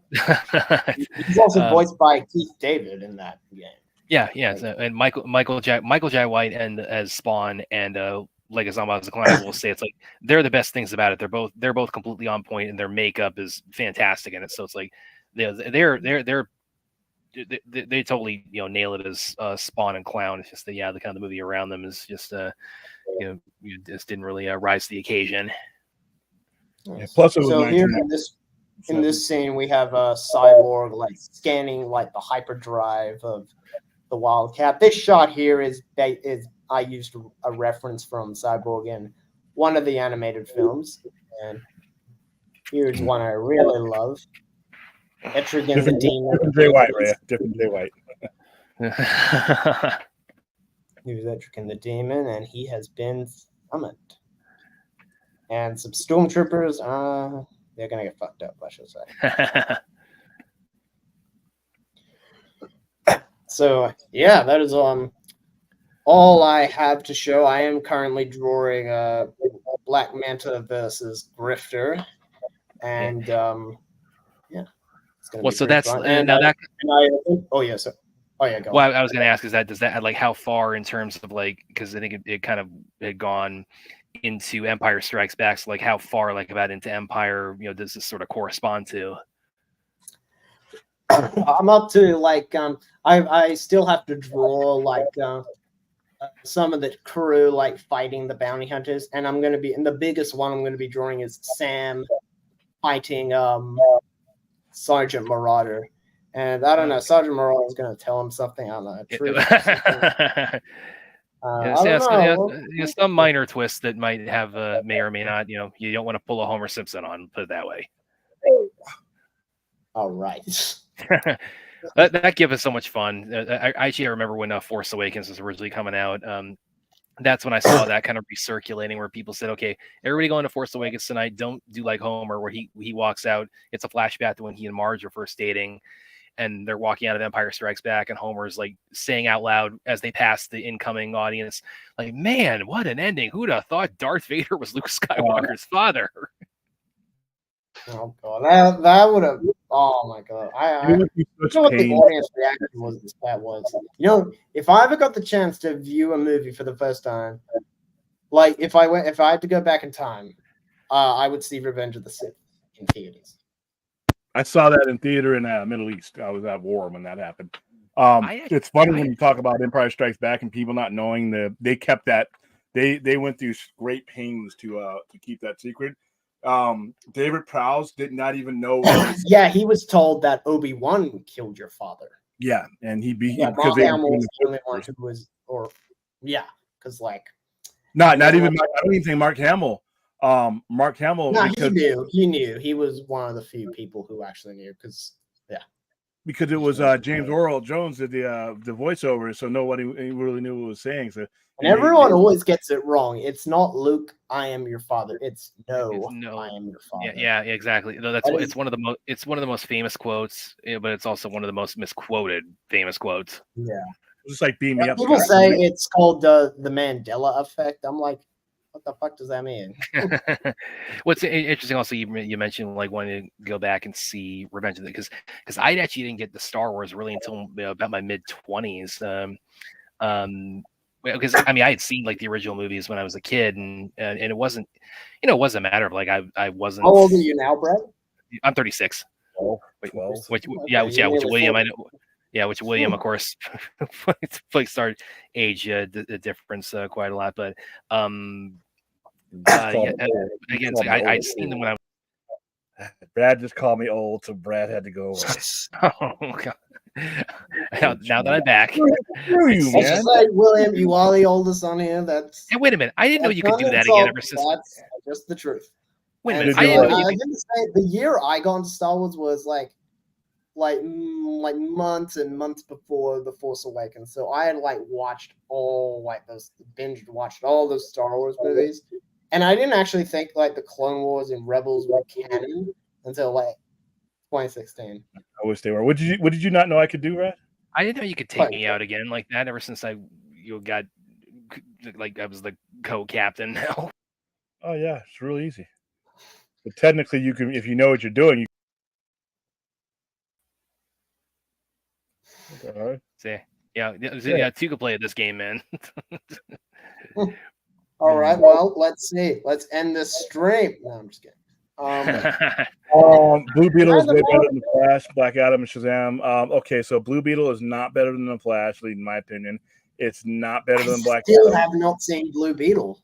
I don't have an urge to watch it. That's just me. I haven't seen William, Aquaman. have you seen Blue Beetle? I know you don't like C-list characters, but like, have you seen it? We did a watch party a couple weeks ago. Oh, okay. Well, yeah, I probably. Aaron, you are very lucky. I wish I could have saw those in theaters. I had no desire to see Blue Beetle in theater. I would of these here. I would probably rank. Well, we haven't seen Aquaman 2 yet, so I don't know where he's. Oh yeah, that's coming on the same day as Rebel Moon, which I'm turning 20 that day, and I'm gonna be watching Rebel Moon. Well, and you also got What If season 2, which. Yeah, well, they're doing that like day by day kind of thing, so that'll be interesting. But it's coming out like each day. Yeah, it was like they're doing like a 12 days of Christmas kind of thing with each episode of What If season 2. I'm skipping that. I'm skipping that too. I didn't like the first season. Like the first season, especially the zombie episode, was disappointing. And then you had that party Thor, which was basically Thor Ragnarok 2.0. That was the worst one. Thor looked like fucking Prince Charming or whatever the fuck from Shrek, and I'm like, if it becomes relevant somewhere down the line, I always have to unless I can jump on. But right now, I just have no use for season of these here you're listing forth. It's like I'd probably rate the Flash and Black Adam at the top. I would say Shazam 1 and 2. Let's kind of go back and forth. Maybe those. I still haven't seen Shazam 2. Shazam 2, that just feels like a DLC for the first one. It doesn't even feel like a sequel. I actually thought it was pretty good. The first one is actually one of the better comic book movies I'd seen. But at the same time, even though I say that, I know you say it shouldn't have been made. Never been made. There's a bunch of the Flash or Shazam. Shazam. Neither Shazam movie should have been made when it was. Suicide Squad shouldn't have been made when it was. Blue Beetle should have never been made. Period. You have Birds of Prey. Batgirl shouldn't have been made. And this is ironic coming from someone who's making like a Tim Drake fan film, but like even a Tim Drake fan film should not be made unless we have set up the foundation of the DC universe. Yeah, and you were trying to give me these substitute characters while you were trying to get me to they're trying to distract you. Hey, look over here, look over here. Don't mind this. Yeah, like look at this, look at this. You don't want to watch that. Yeah, that's what I do. I'm not gonna. I'm gonna skip. What If? I did not see Marbles in the theater. I know Nicotina loved it. I did see it. Trash right I across. saw the post-credit scene, and I won't mention it, but there's a lot of comic stuff. I'm like I said, I'm really excited for at this point. We're too far away from any good Marvel stuff. They're taking their time to get to the stuff I actually care about. And like Deadpool 2, not Deadpool 3, like like it sounds cool, but like it also sounds like really overwhelming with all like these cameos and like rumors and stuff. I don't know. It just sounds. It's gonna turn into a multiverse of madness, and people are gonna get pissed off because they're your favorite cameo. Yeah, that's what people thought Multiverse of Madness was going to be. Like every Marvel character was going to be in it. Yeah. By the way, one of my editors recently I was talking to about Deadpool 3 once they were able to get rolling again. He said, they're probably gonna, Deadpool's probably gonna make a strike joke in it. Oh, probably so. I would actually be very smart. The thing about doesn't want any movie. No, I'm just not excited for what's coming. Listen, I'm one of the people. If Deadpool was destined to make $1 billion, I'm one of the people from the 300 million that didn't $300 million dollar people that didn't see it. I have no use for that character or its movies. I've seen every one of those movies on video on demand or at home. I have not paid to ever see a Deadpool movie, and I've gotten free. I've sent people to screenings. We promote them all free. I love both those Deadpool movies. I love Deadpool. Did you guys ever play the Deadpool video game? I never. I did not. No, I did. Yeah, that did look actually pretty cool to me though. Just did like Nolan North, who voices Deadpool in those games, and like he just did a great job. And like, I just prefer him from Ryan Reynolds. And with CBMs, like everything you're saying, it's like I'm just at this weird point where it's like the ones I'm most interested in are the ones I have to hashtag for years to see. And like I said, when it comes to what's coming out, like I said, the only Marvel movie that's coming out is one I have no use for. And then the rest of them are like 3 years down the line because they have all this other stuff that they need to burn away to get to the stuff I really want to see. The DC movies that are coming out, like I said, too far away, and I don't even know how to feel about them now because, like I said, they're all of them are unknowns. And I got people that are always saying, something new and different doesn't always mean good. Just because this is a new Superman, it could be good, but I see a lot of people just throwing their weight behind it. I'm like, you haven't seen anything yet of it. All you've seen is the castings, and that's it. There's nothing. I don't think there's anything to get excited about beyond looking forward to what. People tell me I need to look forward to what. I'm gonna do shit. I always tell people, never tell your customer what they're supposed to be doing. By the way, the content provider are to compel them to do so, not try to convince them to do anything. But by the way, William, I sent this to you earlier. I doubt I don't think we can play this on the stream, but the new film theorists where they're talking about like should Marvel reboot or not, and they get you saw that? Yeah. Oh no, I didn't see it, but I saw you sent it to Yeah. Well, because I sent it. I just need to get some more water. That's all. Yeah, sure, man. But I sent to William too, and I sent in a chat group. Axel and I are both in, and it gets to the section, kind of the third section, where he's breaking down like why he thinks a hard reboot would be a bad idea for them. And they're not going to do that. They are going to do a reboot. Well, it was titled something like customer trust or something like that, and he's laying out here's the third reason why they shouldn't. And I'm telling you, it's like watching that, I'm like, either they read William's mind and they just swapped DC for Marvel, or he consulted on this, because everything he said about that was like, this is stuff William has said talking about DC and reboots in general. Right? It's like, give that a look at as soon as you get a chance, because I'd love to hear your thoughts on that, because it's like, everything is like, this is everything he said about, and it to the point that they even reference comics versus like comic book reboots on the Marvel side. Yeah, see, with the comic books, with the actual paper medium, neither company has the credibility to do a reboot, whether it's Marvel or DC, simply because they've done too many of them, and all they've done is they've broken up the continuity and for the purpose of a creator. Like what they did with the New 52 and Flashpoint, that was for the purpose of his story, not for the betterment of the comic. Same thing with Crisis. What they did it, they didn't have a clear reason, a good enough reason to do what they did with Crisis, Flashpoint, all this stuff. Marvel, the same thing. So the paper medium has had too many of them for people to not get exhausted. When you're talking about on the cinematic version, you have two different companies that have handled their products differently the last 14 years. with DC, you do not have the credibility to do a reboot. That's why most reboots fail, and that's why James Gunn has probably a 40% chance of success. Simply because people, it's like the Foo Fighters song. I got a confession to make. I'm tired of starting again somewhere new.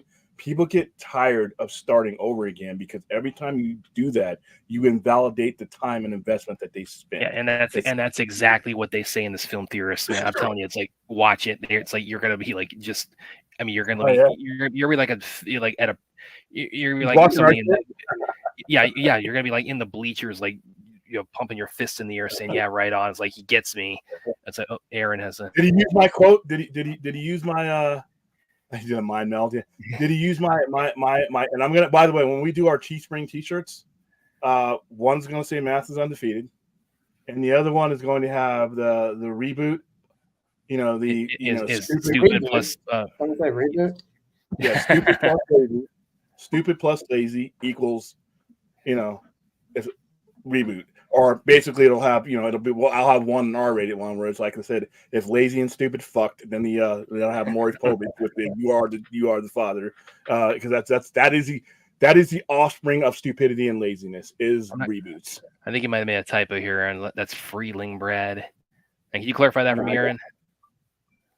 When it comes to Marvel doing a reboot, I actually am okay. He's rented it. He's rented it. I just rented Spawn. There you go. Oh man, that 17 score of Rotten Tomatoes. I mean, Rotten Tomatoes doesn't mean shit. Anyway. Yeah, that's bullshit. But it's like, and the thing also, before I forget, when it comes to Marvel doing a reboot, they have the credibility to do something. They're not going to do a hard reboot, but they're gonna realign what they want. But they have proven, they have given you everything that they could give you from these characters. You're not cutting short. You're not realigning things because you're too stupid to come up with a fresh idea. They're doing it because they have exhausted what was at their disposal, and now it's time to move on to something new. But there's too much dead weight that they really need to do. And since they didn't own all their properties at once, it's best for them to realign so that their reality fits with the contemporary. Yeah, so, William, I'm telling you, when you watch this, it's like, I mean, you're gonna feel like they have been watching us and like put that and just swapped out DC for Marvel in the discussion. Yeah. I'll watch it right after we're done here. Let me get to RJ real quick. I wouldn't be as interested in Superman Legacy if Gunn wasn't directing.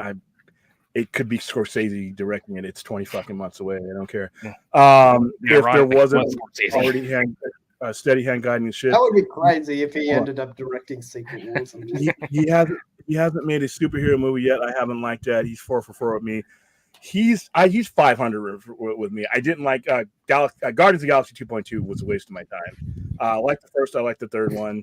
Wait, RJ, I thought you were like Gunn. Wait, what do you mean? He hasn't made a superhero movie you haven't liked.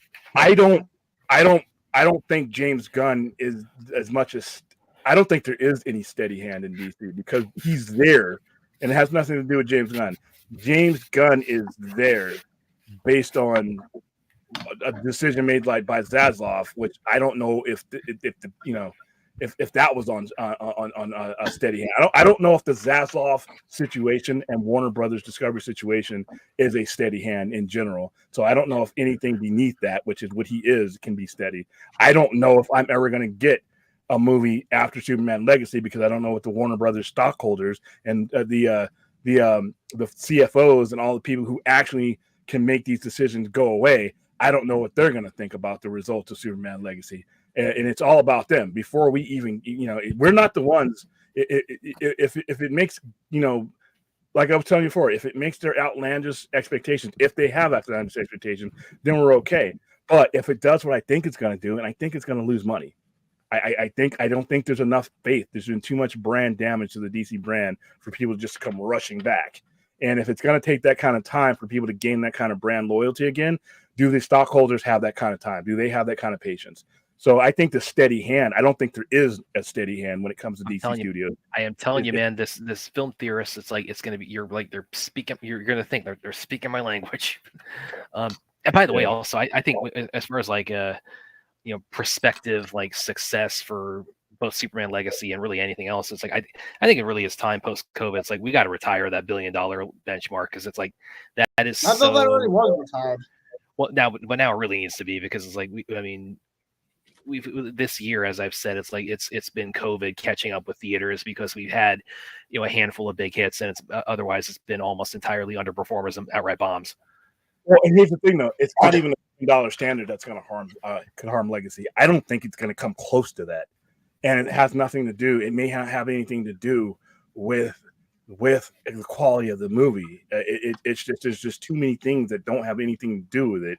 The script or anything else that are going to affect it adversely, efficient. I could be wrong. We're so long away. So many things could change. But right now, from the landscape that we're looking at this now, there's just too many things in the way of this being something that you could actually use dollars and cents to say, let's do this again. You're not going to be able to use that criteria. You're going to have to say, you know what, we're in this for the long haul. We know this movie hurt us a little bit, but we think we put out a great movie. We're confident in the captain of the ship that we had, and we're gonna continue going forward. If they're of that mindset, then we're fine. But if they're not, which has been the evidence, with these corporations, then you're gonna have an issue.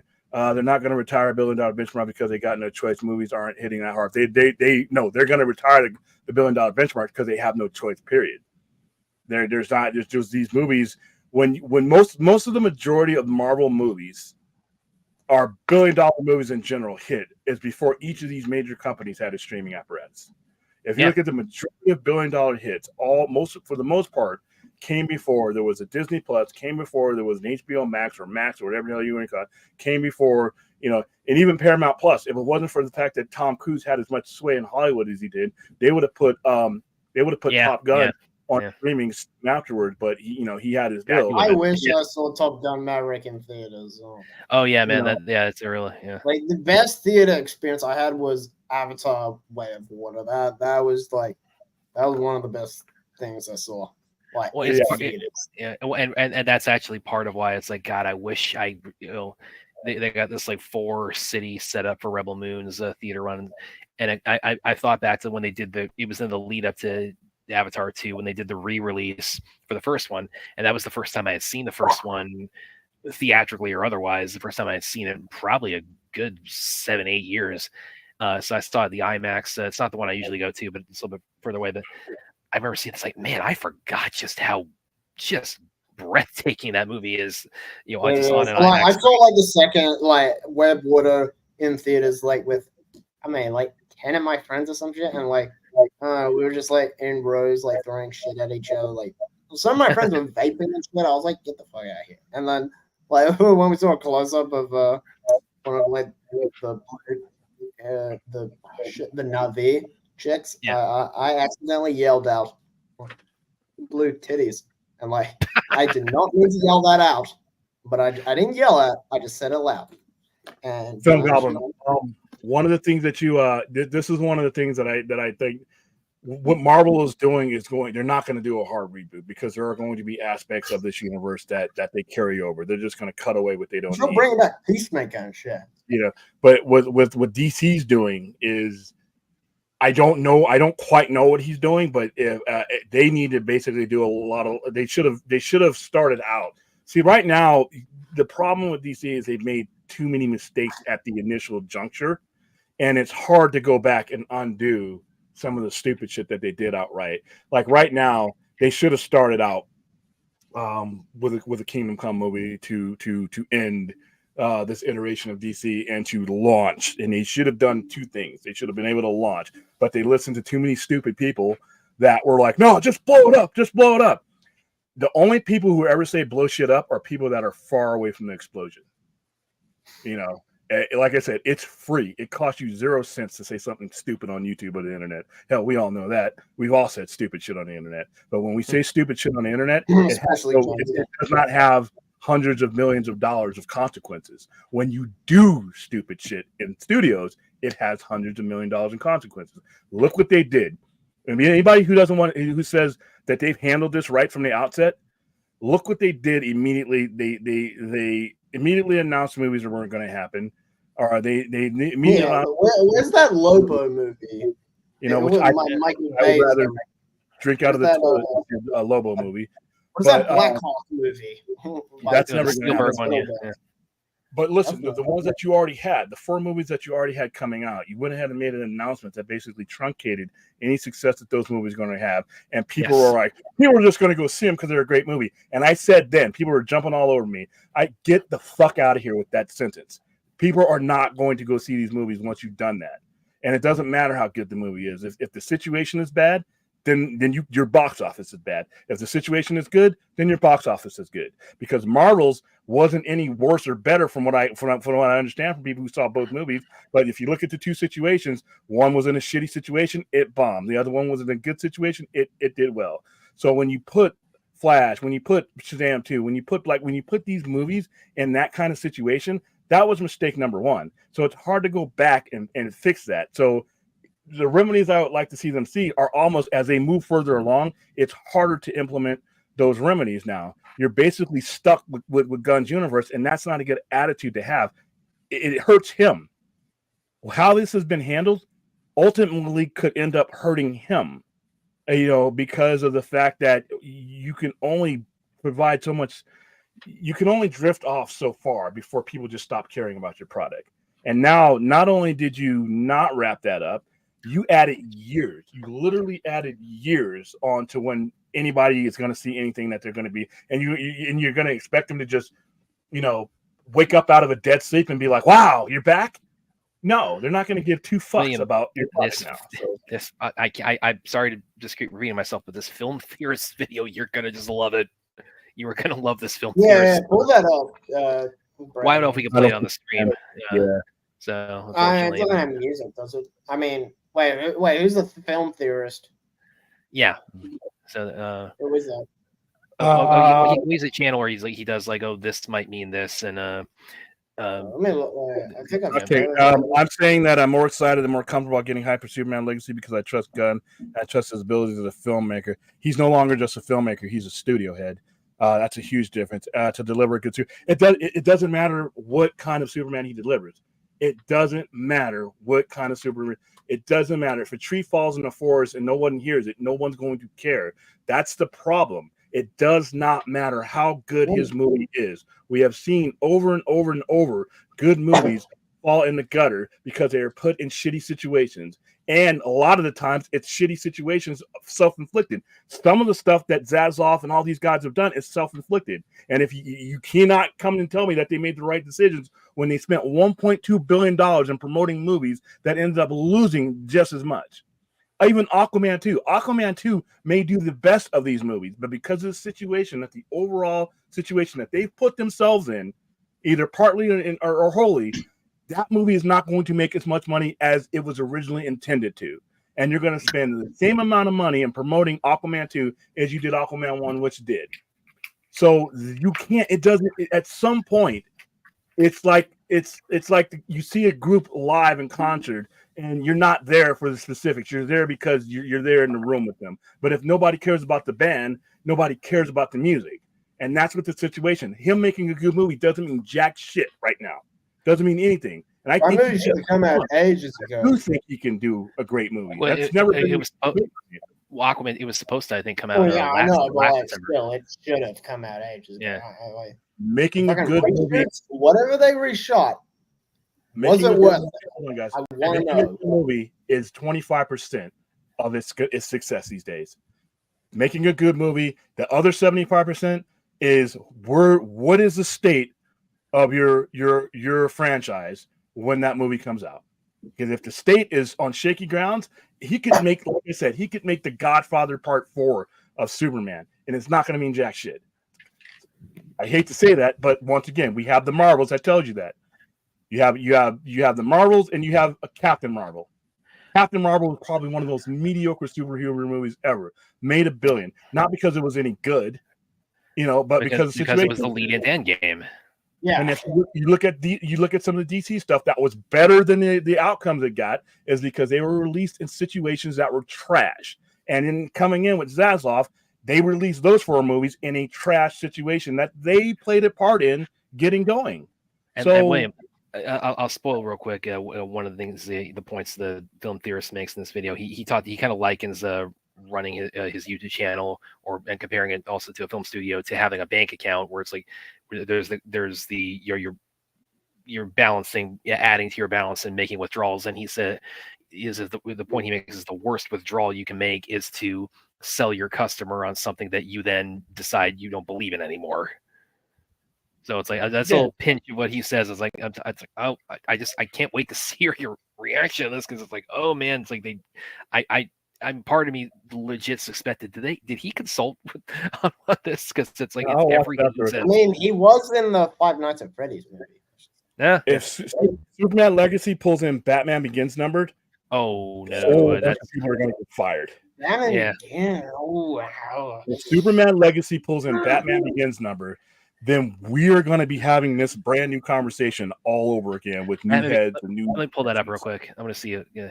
I mean, maybe I could see it if you're talking about inflation adjusted Batman Begins numbers, but yeah.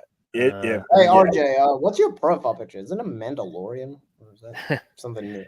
Yeah, Batman Begins. Looks like Batman Begins did 373.7. Yeah, that is not going to cut it for Superman Legacy. That will get, even if you adjust that, that's going to get people fired. Superman Legacy budget 135 million. Watch, that's a big risk.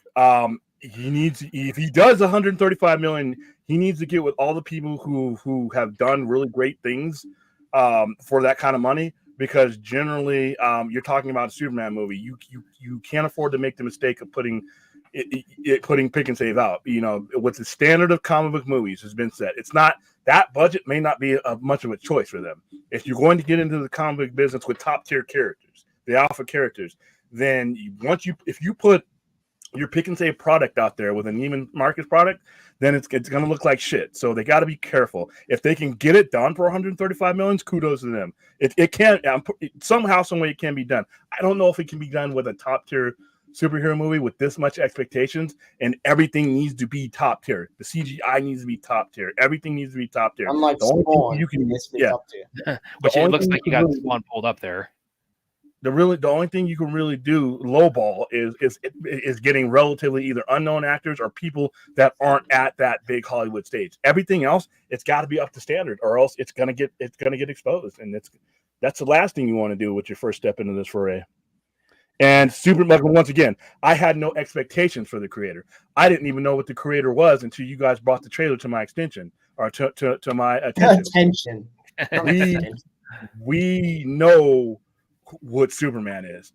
The expectations for Superman are going to be way higher than the creator. So an $80 million budget works for something that you had no expectation for. And by the way, with the creator also, that kind of goes to my point in terms of general Superman action figure there. That's awesome.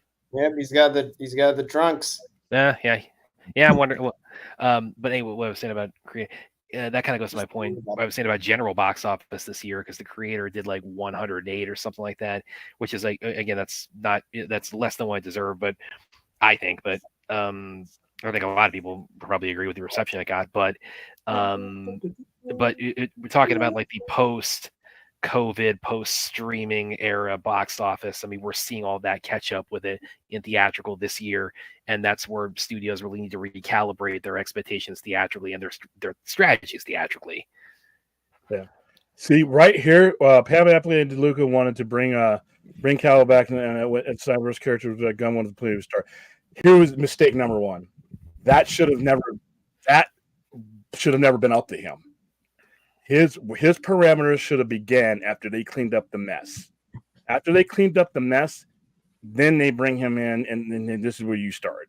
But like I said, you had too many trolls and whiz kids, keyboard junkies and jockeys that were saying blow everything up, and pundits. And now you listen to those guys, and now look where you're at.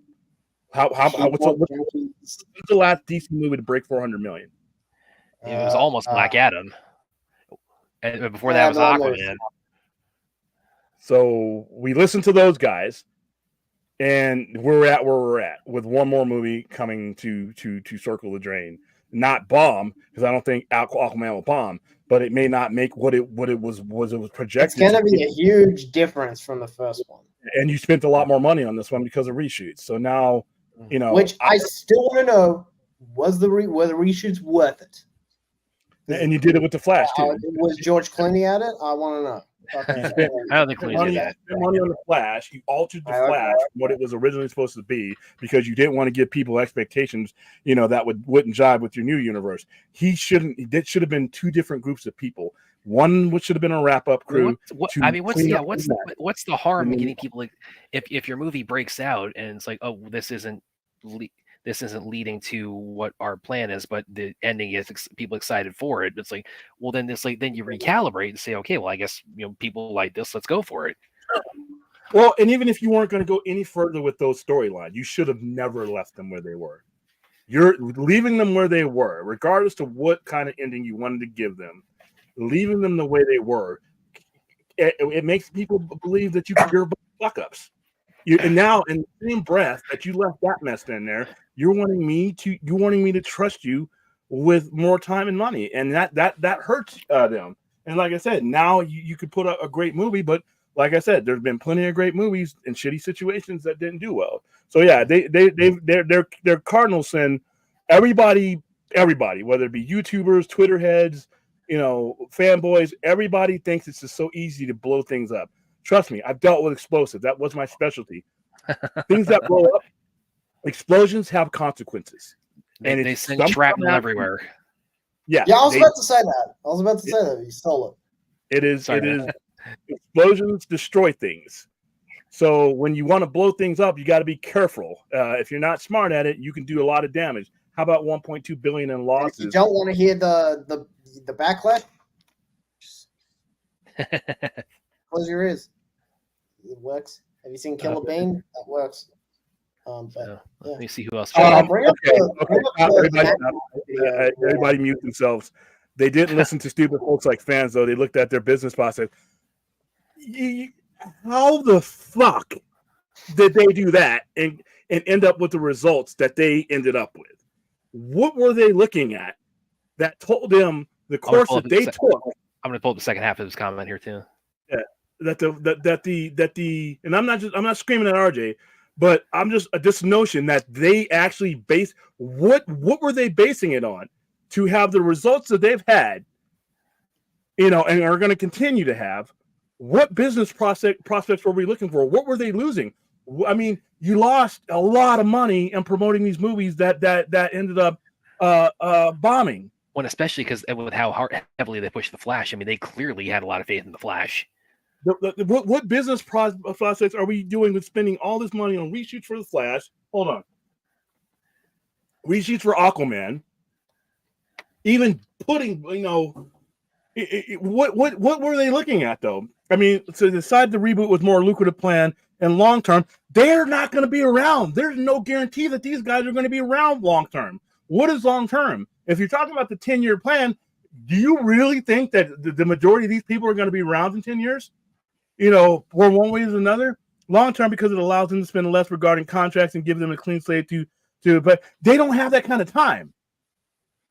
See, you're talking about the time an elective surgery versus an emergency surgery.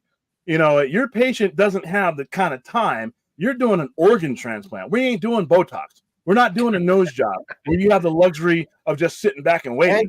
No, this is more money like is losing value. Where you're trying to each time that your company is in debt, each week, each month that your company is carrying the heavy load of the debt it's carrying, each time you're putting out these movies that haven't broken 4 million in quite some time, you're adding extra liability to where your company is. They don't have forever. They don't have 10 years, by the way. Anybody, Gunn's 10-year plan is great. 10 years. 10 years. Think about that.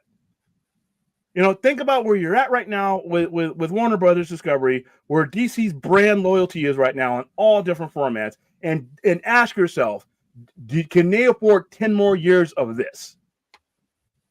You might not even get, like I said, he's got a 4-year contract that we're pretty much nearing to the end. By the time Superman Legacy comes out, now if it doesn't do these spectacular numbers, then it's going to be time to either re-up or not.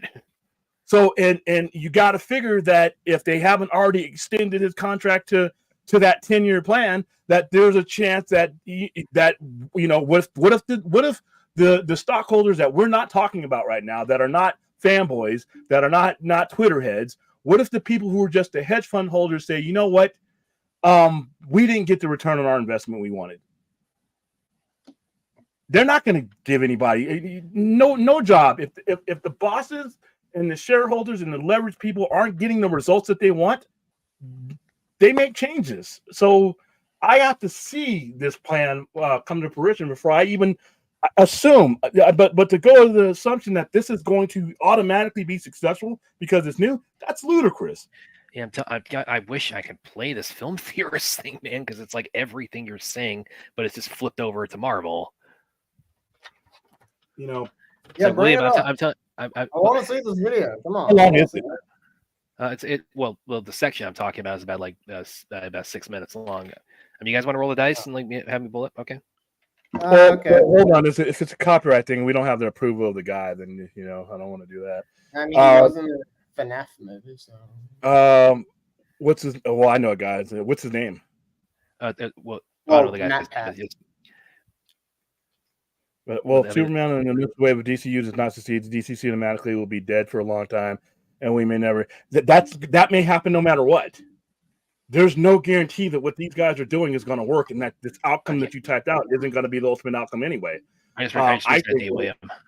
Yeah, what I think is if it does fail, and I'm not rooting for it to fail, but just like I'm not rooting for it to fail, I think it's absolute lunacy to assume that it's going to succeed.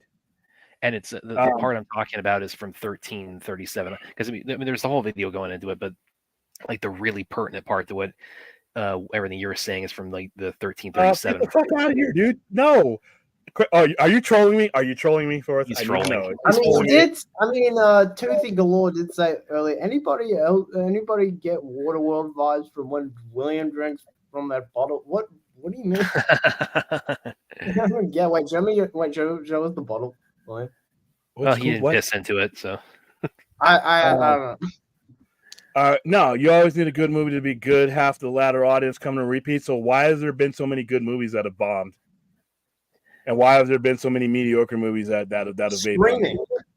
It's streaming. There have been plenty of movies that were not as bad as are nearly as bad as their box office results garnered, and they were good movies. We could do an entire stream of good movies that bomb. We could do an entire stream of Academy Award winning movies that were unsuccessful at the box office in their initial runs. So no, I mean, I hope you're trolling me. I hope you really don't believe that. I think he's trolling. The thing is, he can never be sure with Fourth where he's trolling or not. Usually he is, but I mean, occasionally he kind of drops the class clown. But yeah, I just resent to you, William. If you guys want to go ahead and play the pertinent part is from the 1337 mark on. And again, this is everything you were saying about DC, but it's like flipped over to Marvel. I'm telling you, man, you were gonna just love this. Pull it up. I gotta see it. Let's see. I'm going to say some of this guy. William, out of genuine curiosity, why do you believe WBD listened to fans on the internet if there was no possibility of legitimate game? Because they don't know the IP. They don't have the proper connection to the IP. They're not Kevin Feige. Hold on before you do that, because I still don't want to get kicked off. I got you. Out of genuine curiosity, I truly think that David Zaslav didn't have, like I said, he does not have the connection into these things that like a Kevin Feige does. He does not. This is not his ballpark. This is not his thing. That's why. And once again, I don't think there's how you okay. I'll flip that back on you. How could they be doing what you're saying that they're doing and have the disastrous results that they've had? And I'm not even going further anywhere back beyond the Zaslav administration. How can they be doing exactly what you're suggesting that they're doing, RJ, and have the absolute disasters? And I'm talking about ones that aren't, that have nothing to do with their debt and anything. I'm talking about some of their legitimate decision making, some of the things the way that they've handled the company since he's taken over. How are they doing what you're saying that they're doing? And we're at where we're at. That's my legitimate question to you. I mean, maybe you got an answer. I don't know. Okay. Oh, you want to go ahead and have me pull it up? Hold on, because like I said, it's just I've never played any other YouTuber stuff on our channel before. Okay. So I don't know. Axel was like, he's like, go for it, man. It's like, okay, if you guys You want to. just go for it. Like you keep saying, it's like when they keep teasing, I don't know, a certain character in like a franchise. Okay, I'll get up here. Let me see. Bring it up, bring it up. Again, this is not the whole thing. This is like the third section of why he's saying Marvel should not do a hard reboot. And but again, this is everything Williams says when he talks about reboots. Again, it's flipping from a DC to Marvel. So here we go. Problem bucket number 3, audience trust. Fulfilling on the promise that you make to your viewers. You guys hear it? Managing a YouTube channel is a lot like having a bank account. With each video I do, I'm trying to put a deposit into this bank of trust with you, the viewer. Make a video you like, well, you trust me a little bit more to deliver more things you guys hear it? you like. And as a result, you trust my judgment Yes. a bit more. Over years, I've hopefully been able to build a big deposit with you guys. But just like with a bank account, you can also make withdrawals. Every time I ask you to do something, that's a withdrawal. Try a video on a brand new franchise that you've never heard of, it's a small withdrawal. Subscribe to the channel if you haven't yet. Small withdrawal. Go subscribe to Style Theory, or go over to Spotify to check out Film Theory's new channel over there, or buy some merch, or watch our premium show on TV, which doesn't exist yet, but who knows, maybe one day. Well, all of those are big withdrawals, because I'm asking for a lot of your faith and trust to do something out of the ordinary. For any smart content creator, your job is to maintain that balance of trust. Keep putting in deposits of trust over a long period of time, and make sure that you never overdraw your accounts, because that's when the audience stops investing. And the biggest draw that you can possibly make on that account is asking people to commit to something that you then give up on. We waited literal years to launch both Food and Style Theory because we wanted to make sure that we had a system in place to deliver those channels consistently forever. The last thing we wanted was to launch something only to then let it die, leaving you guys with nothing but a broken promise, a betrayal of your trust. Known as a Oh, damn passionate it. Let's get this artist, ad. known Fucking for hell. loving the You have a outdoors. Mac, you just like slide us. This is what set the MCU apart from the other attempted cinematic universes. When Nick Fury stepped out of the shadows and told Iron Man about the Avengers initiative, we knew that we were going to be getting that big crossover. When Thanos put on the gauntlet and said, Fine. I'll do it myself. we knew that it was going to pay off, and relatively soon. Even small things like, I can do this all day. is a deposit of trust because it shows an internal, consistent logic of character that rewards all the long-term fans of the franchise. But these days, because there's new Marvel content basically every single week, and it's all from such random corners of the MCU, there's been no follow-through with so many of the things that they've teased. That trust is broken. There are too many loose ends that have been left unresolved. There's a giant celestial in the ocean that literally no one cares about. Moon Knight had the entire world see an accelerated day-night cycle that's never mentioned again. The Young Avengers have been teased for so long that really, who even cares anymore? Team up or don't, I just don't care. Just move on. And that's just a fraction of the ones that come to mind. From small characters like the Black Knight to huge issues like how the multiverse feels like it functions differently in almost every new project, these things are breaks in the audience's trust that tells us, well, if Marvel didn't care enough to get it right, why should we? And even when they do explore the exciting concepts they introduce, it's underwhelming. I don't think anything epitomizes this more than the multiverse. Sure, some of it's been cool. We got glimpses of it with Loki and No Way Home, but most of it just didn't land. Remember the hype online when it looked like they were about to bring in Quicksilver from the Fox movies, and then the payoff was just a bad joke? Ralph Boner? Boner. What If promised to be a bold, different take on all your favorite MCU heroes, and what we got were 30-minute chunks of less good versions of movies that we'd already seen. They sold Multiverse of Madness on this deep dive into weird worlds like the Paint universe, and what we got was a quick montage and 45 minutes in a world identical to the main MCU with the saturation turned up. This just isn't living up to the promise that they're giving us. The quality isn't there. It'd be like me hyping up our new apparel as the best stuff ever, only for you to get it and then it be nothing more than just a run-of-the-mill t-shirt. That's why we put so much care into the stuff that we put out, because when you click on a video or buy a jacket or subscribe to a new channel, we want you to know that your trust hasn't been misplaced, that it's been worth it. And rebooting the MCU right now might be the single worst decision that they could possibly make to tackle that problem. It would cause far more harm than good, because it would basically tell us that everything that we've spent time waiting for has been for nothing. Were you excited to see Sam Wilson tackle what it means to be Captain America? For the next generation of heroes to finally take on the mantle of the Avengers? For Blade to fight some vampires? A reboot would basically say, too bad, make you feel stupid for wanting those things in the first place. Instead, just like with the programming cadence, the solution here is to just reevaluate the slate of films and shows. Really double down on what people are actually excited about, and and explore those things to their fullest potential, instead of dangling something new in every post-credit scene like he's distracting a dog. But here's the big twist. While I've been holding ourselves up as the model to follow here, I recognize you might be too proud, Marvel, to follow the advice of some lowly YouTuber. So you don't have to take my word for it. You can take a look much closer to home, your own comics division. They can also tell you why rebooting would be a bad idea at this point. You see, Marvel has tried rebooting before with the Ultimate Universe. In the early 90s, the comic industry collapsed, and Marvel in particular was hit. This is so confusing. They sold off a lot of their film rights just to stay afloat, and why we got movies like Blade, X-Men, Spider-Man, and Daredevil. Anyway, in an attempt to Wrap drum it up up in a excitement second for here. the brand, modernize their characters, and offer brand I thought this guy's voice would be more annoying. they were Hold going on, to I'm the here. second main line of comics that would run alongside their 616 universe, and they were calling it Ultimate Marvel. Basically, it was just them experimenting with rebooting the whole company. At the beginning, it ended up being one of Marvel's biggest success stories, with this universe's That's flagship book, Vladimir The Ultimates, being the single most successful comic book of the year. But despite that initial burst of success, the Ultimate Universe quickly petered out, dwindling in sales until the entire line was eventually canceled and the universe destroyed in the Secret Wars event from the mid-2010s. The only part of it that lives on is Miles Morales, who was transferred over to the mainline Marvel Comics universe, which itself just continued to chug along the entire time and still going to this very day. A reboot for the MCU would be the YouTube equivalent of clickbait, or an unwarranted "we need to talk guys" video. Sure, it gets people to click and gets them talking about you again, but it's short term. It's a hollow victory. It's a cheap trick that does worse for the trust that your audience has in you in the long term. I mean, if every new movie changes everything, why should I ever invest my trust in here in the first place? If the MCU is going to survive, it needs to put in the work to fix its real problems. It needs to give us clear leadership. It needs programming that makes sense, and it needs to fulfill on the promises that it makes to us, its viewers. Will that be hard? Sure, but it'll be far more worth it in the long run than the short-term solution of just wiping the slate clean, starting it all from scratch. But hey, that's just a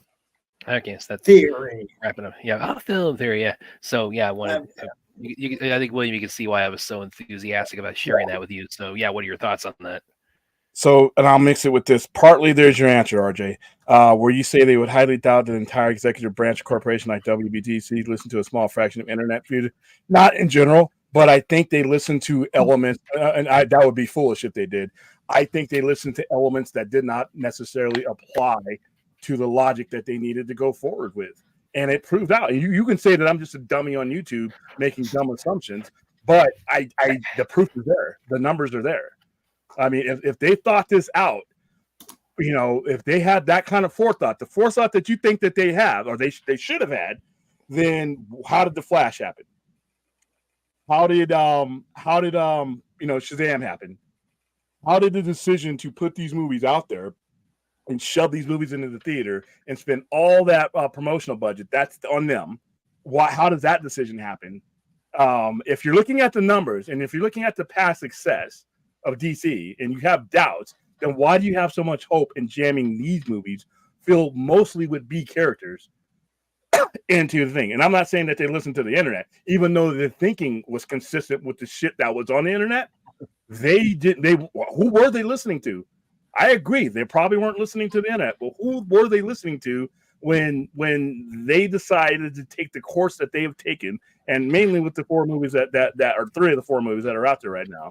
Who were they listening to? It couldn't have been there. It couldn't have if it's based on numbers. So if you're doing all this because you have doubts about the DCU last 5, 6, 7 years, but you're going to basically put out the same thing for the most part that they've been put out the 5, 6, or 7 years. So who are you listening to? I mean, I don't know. Maybe I don't know, but I would like to know, because look at the results. Results matter. Results matter. So there you go. And now, as far as that goes, it applies to DC in every way imaginable. And I've always said this: the consumer retailer relationship is the most important one here. Once you stop trusting me, we have no relationship, and I can't make money. Once I no longer have the credibility to follow through, you lose that trust. And once you lose that trust, it's really hard to build something new in those ashes. And no one's going to give a fuck about your reasoning. Nobody is going to listen to any of these guys and say, well, we had to do it because this. They don't give a fuck about that minutia. All they know is that you started something, they got into it, and never saw it in. And you don't have to be a Snyder bot. You don't have to even be on the internet. You don't even have to own a fucking computer. You got two eyeballs and you got a brain attached to them. You know when something hasn't been finished yet, and you can just be an average Joe. Your mind is geared and engineered towards continuity. Continuity is cash. You don't even have to be literate to know that. Your habits in the mind, the retail mind of a customer is beginning, middle, end. That's it. They want follow through. They want completion. And when you don't give them that, how are you going to, with the same tongue, turn around and say, "Hey, I got this new shit for you"? There's not. It's just it's going to be hard. Now, is it impossible? No, but it's hard, and you spend a lot more money doing it this way. You have to be perfect now. Your next thing after you fucked up the last thing has to be perfect now, and that puts an undue burden on the creators. I actually think James Gunn's in a situation that could have been a lot better had this all been cleaned up and handled right. You know, but that's just me. What I know. Yeah, but William, you have to you have to be truthful with me here. Did you consult on that video? No. No. What I'm saying though, the stuff I'm saying when it comes to that, it's not rocket sciences. I'm a fucking dummy. And if I can come up with, it's just common sense. I've been a retailer and I've been a customer. And when you fuck your customer, they don't come back. When you tell your customer to go this way, go this way, go this way. When you pull back the curtain and show your customer the A product, and then you never give that to them again, I don't have to be a rocket science to know what's going to come next. I've been on both sides of it. You know, once you do not follow through, once you don't finish what you started, you damage your credibility for a very long time. And you have to have that governing your decision making. That had to be, you know, if that wasn't part of the decision making, that's why you blew a lot of money on movies like Shazam and Birds of Prey and and Blue Beetle and things like that. That's why you if you weren't using that as your logic going forward and you were using anything else, that is why you have what they have now. So it's not me talking; it's the results talking. Did Shazam, Fear of the Gods do well? No. Did Blue Beetle do well? No. Did Black Adam make the money that it could have made if it had been handled right? No. All right. And a lot of the decision making, and it's going to carry over. Why aren't people batshit excited about these things coming forward? You know, it's not just the monetary damage that they've suffered now. Why you're talking about something brand new, and we're going to get a brand new Superman under right circumstances? That would be exciting. A brand new Batman. I mean, no. Why does it seem like you're having to use extra jet propulsion to get out of the atmosphere than you wouldn't have to do if you had solved your situation before? That's a result. That's a consequence too. You know, so it's not me speaking. And then the fact that this guy, I don't know who this guy is. I've never heard of this guy. But I would be pretty sure that there's 30, 40, 50, 60 other guys saying the same damn thing because it's common sense. It's common logic. And these people have way more resources to come to better conclusions than I do. But here we are. I told you a year ago what I would do with these movies. If we weren't going to go in that direction and you weren't going to resolve them, why are you going to blow all this money putting these movies in the theater? You might as well just put them on HBO Max. If you don't not care halfway, pull them. You know, but now, you know, this is a company that's hemorrhaging money that decided they wanted to blow that kind of cash on Shazam. How much does Shazam lose? Shazam lost a lot of money. Yeah. I imagine a lot. Yeah. So I don't know. Probably a lot. And again, I hope these things do have the chance to spring back, on a streaming and home media, because I think we liked The Flash a lot more than you did, Axel. But no, it's not a terrible movie. It's just, it's got problems. Hold on, before we go forward, forget about the quality of the movie, because MCU's released some garbage that made money when they were at that height. Oh, yeah. Not the quality of the movie; it's the situation. It is a situation that the movie is encased in is as much part of any success it's going to have. If your universe, your franchise has no momentum, people aren't going to waste their money. They're going to not give you the benefit of the doubt. Doesn't matter. When you guys bring this up, remember the quality of the movie notwithstanding. We've already given plenty of examples of shitty movies making a lot of money and great movies not making any money. And it all goes back to how they have managed their situation. And if the situation isn't resurrected and resuscitated before July 2025, then you're basically going down the same rabbit hole because you've given nobody, like I said, new and different doesn't necessarily mean successful. We've seen that over and over again. So, I mean, like I said, I think he can put out a great movie. But like I said, if the situation is not better than where it is right now, and they don't do something to repair that situation and make it worth it for not me, not the geek who will most likely be there anyway, but the casual general guy who has so many things competing for their dollar, what are you going to do to get him back? How are you going to prove that you're not just going to waste his time again? Because like I said, you don't have to be a fanatic. You don't have to be a YouTuber. You don't have to be a hashtag guy to know when your time is wasted. A fucking dummy who can't even spell cat knows that. So that's what I'm saying. Well, yeah, I definitely sent you on a rant there with what I just showed you, man. Well, it's not, like I said, it's not complicated. Like I said, I am not Einstein, but you don't have to be. Have you ever bought something? Have you ever sold something? Have you ever spent your time on something?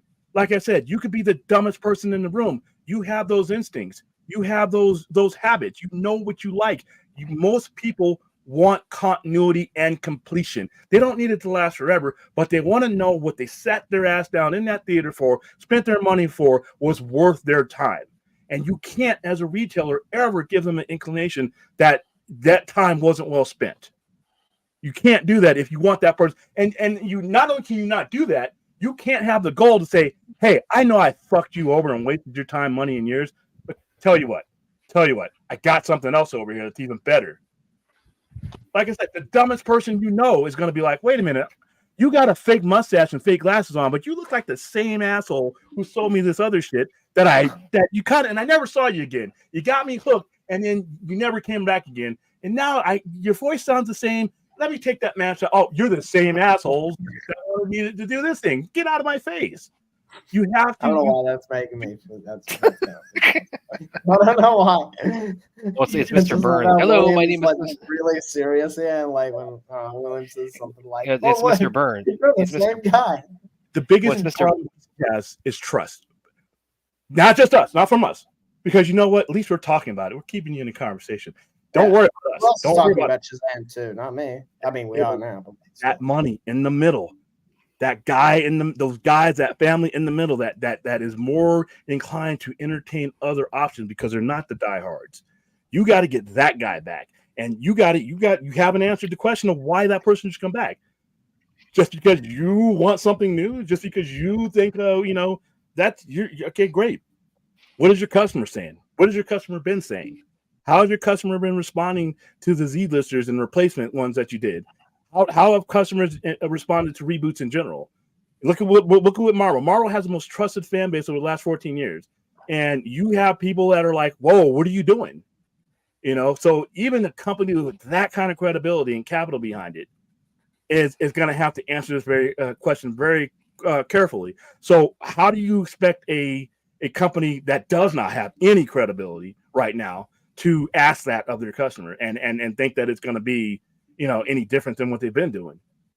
What results are you really expecting from this to propel this into the next thing? I don't know. So, well said. well said. But William, thank you. I do have to head out. All right, yeah. Trash out. But thank you, William and Brad, and great having you on, man. A great artwork you shared with us. Yeah, cheers. This was a lot of fun, and I am thinking of starting my own series, probably with a friend I play D&D with, but on my channel. So I am cross streaming on my channel. So yeah, if you guys could check out that channel, and but anyway, thank you, William and Brad, for having me on, and this was really fun. Yeah, all right, man. Good luck with everything. All right, cheers. Cheers. See you, man. All right, so Yorachi, I hope, dude, I apologize in advance. I'm going to take some time to get your name right. Yurioki Soifan. I hope if I'm not saying that right, you let me know. Spider-Verse movies, the Boys Revenge, Inking comic movies, or the golden age of movies. After that, it's mid or good. I still think we can get a little bit higher. I mean, I think we could it's the quality of the movie as well. When people say the trailer for the Flash, like myself, they said, man, I know a lot of people who saw that on Super Bowl Sunday and thought it was great. So that's going to come from perspectives. And then maybe are we in decline of these superhero movies and it's a downhill from here, but we don't know for sure until 2020. Fuck, that's so long way. Maybe things will be fine. I think, like I said, I don't think the fatigue is there. This is my opinion. I think the way the handling of it is good is been horrible, and I think Chapek made a lot of mistakes when he came over. But I also think that the people who put him in that position gave him a bad mandate. So I can't blame it all on Chapek. Some of these guys have, but it's all fixable. You just got to. But DC's is much harder because, like I've always said, at least Marvel has the credibility. You've seen them win the Super Bowl on multiple occasions. If Patrick Mahomes has a bad season, he's got 2 rings in the bank. Tom Brady has a bad season in the middle of 7 Super Bowl rings. You know what? You're going to give him the benefit of the doubt. So that's where Marvel is. DC is like the San Diego Chargers. Been a couple Super Bowls and then haven't really done anything since. Not been to 1 Super Bowl and haven't really done anything since. And have nothing to build the credibility on. It's like I said, when they made it to the Super Bowl, it's like they they got DQ'd after, or I don't know, I'm trying to think of the proper analogy for when they got the wins with Aquaman and ZSJL. It's like they self gold when the MCU lost. William, the MCU lost the Trucks and Respect the last 3 years. You know what, Yoshi? Here's the thing, though. They're never going to lose Ultimate. I mean, like I said, you can't unsee the 30 billion. You can't unsee the success that they have. Whenever you've done that to the level that they did do it at, you have the potential to do it again. They're in a much better situation to rebound than DC is because they don't have anything to look back on. So, I mean, I don't think this thing is collapsing. Who knows? Maybe it is. Well, I typed a little bit about it. Good. I typed a little bit of a thread about this today relating to the Marvel's box office, and actually RJ has got one here about that. But one thing I say is I don't think there's superhero. I think the problem is less superhero fatigue and more like a need / desire for superhero evolution in terms of like how these movies are. We got to get better. That's all. I mean, I'm ready for the next step in Marvel. Like I told you, I'm looking for a Marvel. I'm looking for that new Holy Trinity. I'm looking for Spider-Man, X-Men, and FF, and everything that launches from them. I'm ready for that because I've experienced the Infinity Saga. I don't need a rehashing or I need to be that yacht. It needs to get pushed away. I want this new one with these people I haven't met on there yet. I need to get to that. And I think once Marvel gets to that, we're good. DC has an entirely different situation. They're basically, like I said, they're asking for trust without ever having done anything in the last 5 or 7 years.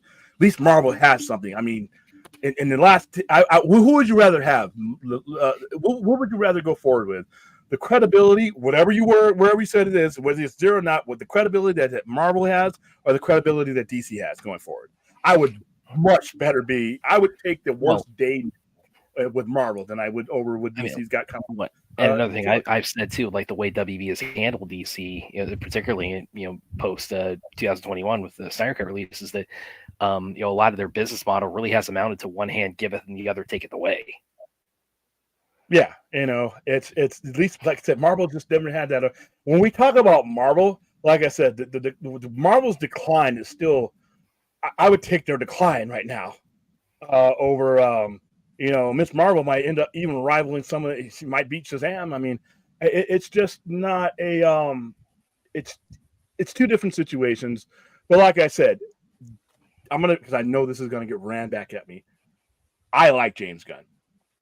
I do think James Gunn can make a great movie. I've seen James Gunn make great movies. I've seen James Gunn make turn a good movie that shouldn't have existed into a movie I really like. Most of Peacemaker I liked after episode 4 when it wasn't some silly bullshit and it actually told a piece of story. I thought it was great. I think he has a vision and imagination to do this. And I think he has a connection to the IP that Zaslav does not have. But the bottom line is Zaslav made the decision and put things in motion in a way that I think really hurts a lot of things and exasperates a lot of things. And forget about the Snyderverse. Where you were at just the decisions that were made, and made going forward. And then you add on some of the decisions that he's made that were legit, like, the whole Acme situation. That's a legitimate business situation. Canceling Batgirl. People want to lump that into it, but those are movies that should never been made. Those are things that hurt your credibility. So what are they doing right now to get, in this time? I just don't know. But all my bottom line is this: to assume that Superman Legacy is going to be in any way, shape, or form a success, one way or another. I don't think there's nothing. No one has anything right now. Nobody has anything to base that on right now. And you can't base it on Guardians of the Galaxy because there's so many circumstances that have nothing to do with any of the work that he did in Marvel. Hell, the Marvel is not even doing as good as they were when most of those movies were released. So we're in a different situation. We're with a different brand that has a different brand weight, that has had different brand damage done to it. So you have to factor all those in. And when you factor all those in, there's no guarantee. There's no way. You can hope that these movies are great. I can hope for some fucking platinum and some bullion to come crashing through my ceiling right now, and I can go into real estate, but what does anybody have other than the stuff? Like I said, if he had a history of high level DC stuff, then I could see it, but we have nothing, and you can't compare the infrastructure that was what he left to what he's coming into now. Dude, he left the penthouse, a mansion, and he's in the hood now. He's in the projects with us. So it's a different situation. So could it happen? Yeah. And like I said, I don't have anything against James Gunn. I think he's fine. I think eventually we would have gotten to a point where a guy like James Gunn would be in the exact position that he's in now. But here's the thing. The caveat is how we got here is what hurts your credibility. And you cannot dismiss that. You can't, like I said, wrecked runways lead to crashed planes. All right. And only an idiot pilot tries to use that runway, not realizing that. So, it's just a situation where, it's more than just a quality movie. I mean, like I said, we could do literally an overnighter about quality movies that have failed because of shitty situations that they're in. Ask yourself this right now. Anybody who just wants to make that assumption, is DC in a great situation right now? Right now, today, not what you think they can be. Is DC Films, DC Comics, Warner Brothers Discovery, are any of those franchises collectively that I just mentioned, are they in a good place right now? Are they in a good situation? And if the answer isn't irrevocably yes, then you got to factor that into the situation. Some of the stuff may not even have to do with Gunn and Safran. There's so many things that going on with WB. Like they're in the news for things that they shouldn't be in the news for. And the prestige of the company is at risk right now. So if you can honestly say that DC's in a great place right now, then yeah, go ahead and make the assumption that everything that comes out 225 beyond is going to be great. But if you come to the realization of every entity I just mentioned right now is in some type of peril, then you can't. I don't see how anybody can just automatically assume that any of these things are going to do what they think. I don't even know if the tone is going to be what I like. Because even if I like James Gunn, that doesn't even mean that James Gunn is going to put out something I like. Ridley Scott, my favorite director in the whole wide world. I most of his movies I will go see. I will be there this week for Napoleon. However, I would rather drink wet dog food out of the fucking can before I ever watch Thelma and Louise again. Ridley Scott movie, right? So just because it's a director, even if a director has that history, doesn't guarantee that I'm going to like the tone or whatever's coming out. So there's just so many things that are out there. But yeah, people keep telling you, just move on to this and just get excited for this. Why? I don't even get excited for Ridley Scott movies until I see the trailer. Because like I said, Thelma and Louise taught me that lesson. So, but I digress. How do we head up here? Brad, this is your fault. Brad's fault. You know what? Brad's a troublemaker. No, I'm just kidding. Okay. I'm just no DC and Marvel are in a bad. Dude, if Marvel's in a bad spot, I want that bad spot, homie. Give me Marvel's bad spot. I want to live in the gutter of their bad spot because their spot is still really good. No DC and Marvel in a bad spot right now. DC is definitely having a bad year. They're not having a bad year. They're having a bad era. They're having a bad era. They got to. And it all began in 2017, in November 2017. Ridley Scott did. Ridley Scott. That's him. Ridley Scott sold out. He James Cameron. By the way, speaking of talking about Marvel and their difficulties right now, because I mean there was also, and I'm sure we'll go into this a little bit more detail in the next stream, but yes, there's a reporting on it's now official, the worst second weekend drop of any CBM, and it's going to be almost certainly going to be the first MCU movie not to cross $100 million domestic. I mean, by any metric, this is a bomb. So I was kind of wondering, just maybe get some thoughts on that real quick. Yeah, we'll definitely. I hate to do movie math because that associates with somebody else again. Yeah. But real quick, you let me know, Yuriuchi. If like I said, I don't want to butcher your name, Yuriuchi. Yuriuchi. Let me know if I'm not saying it right, kind of phonetically spell it for me. William, I feel like by the point we get to F4 X-Men, people are gonna.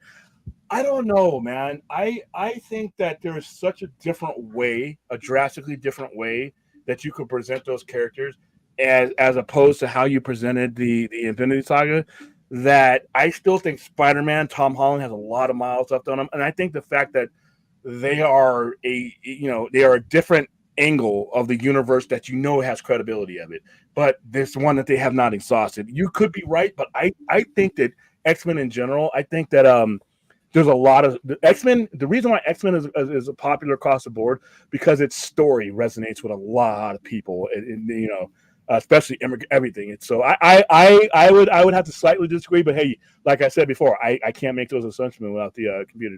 This 100% I agree with. They took too long to get to Fantastic Four X-Men, and now when we get to them, your audience might be like you just said. I don't know, man. I mean, okay. Let me back up. It depends how long it takes, I guess. If we're talking 2000, I guess what the FF movies was supposed to be out, 2025, 2026? If we start talking 2027, 2028, yes, then both of you guys are right. I can't believe they would let it get to that, though. That would be some DC brain cells right there. Now, when we get to them, your audience might be fatigued and burnt out on your mediocre content. Then they trust you. This is very reasonable, and I just can't believe Kevin Feige would not reevaluate things to the point where he would get to this a lot sooner. And if you were going to scrap Kang, which I think is just not cool, if you were going to do that, the reason needs to be that we get to FF sooner.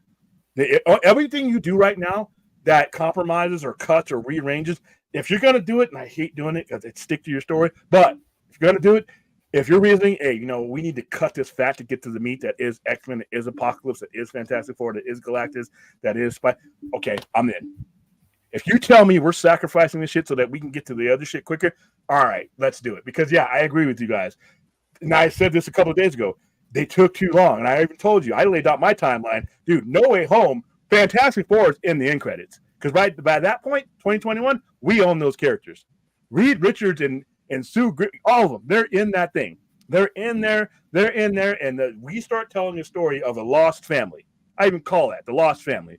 And basically them understanding the multiverse and them working with Doctor Strange and working with all these people, and ultimately these timelines end up converging, and then you have a history where you always, dude, I'm an idiot. And I know there's somebody in Marvel that had to have this in front of them. But why am I getting all this other stuff? Why WandaVision? All this stuff. I mean, even if people love WandaVision, listen, you can love something and still come to the realization that maybe it shouldn't have happened when it happened.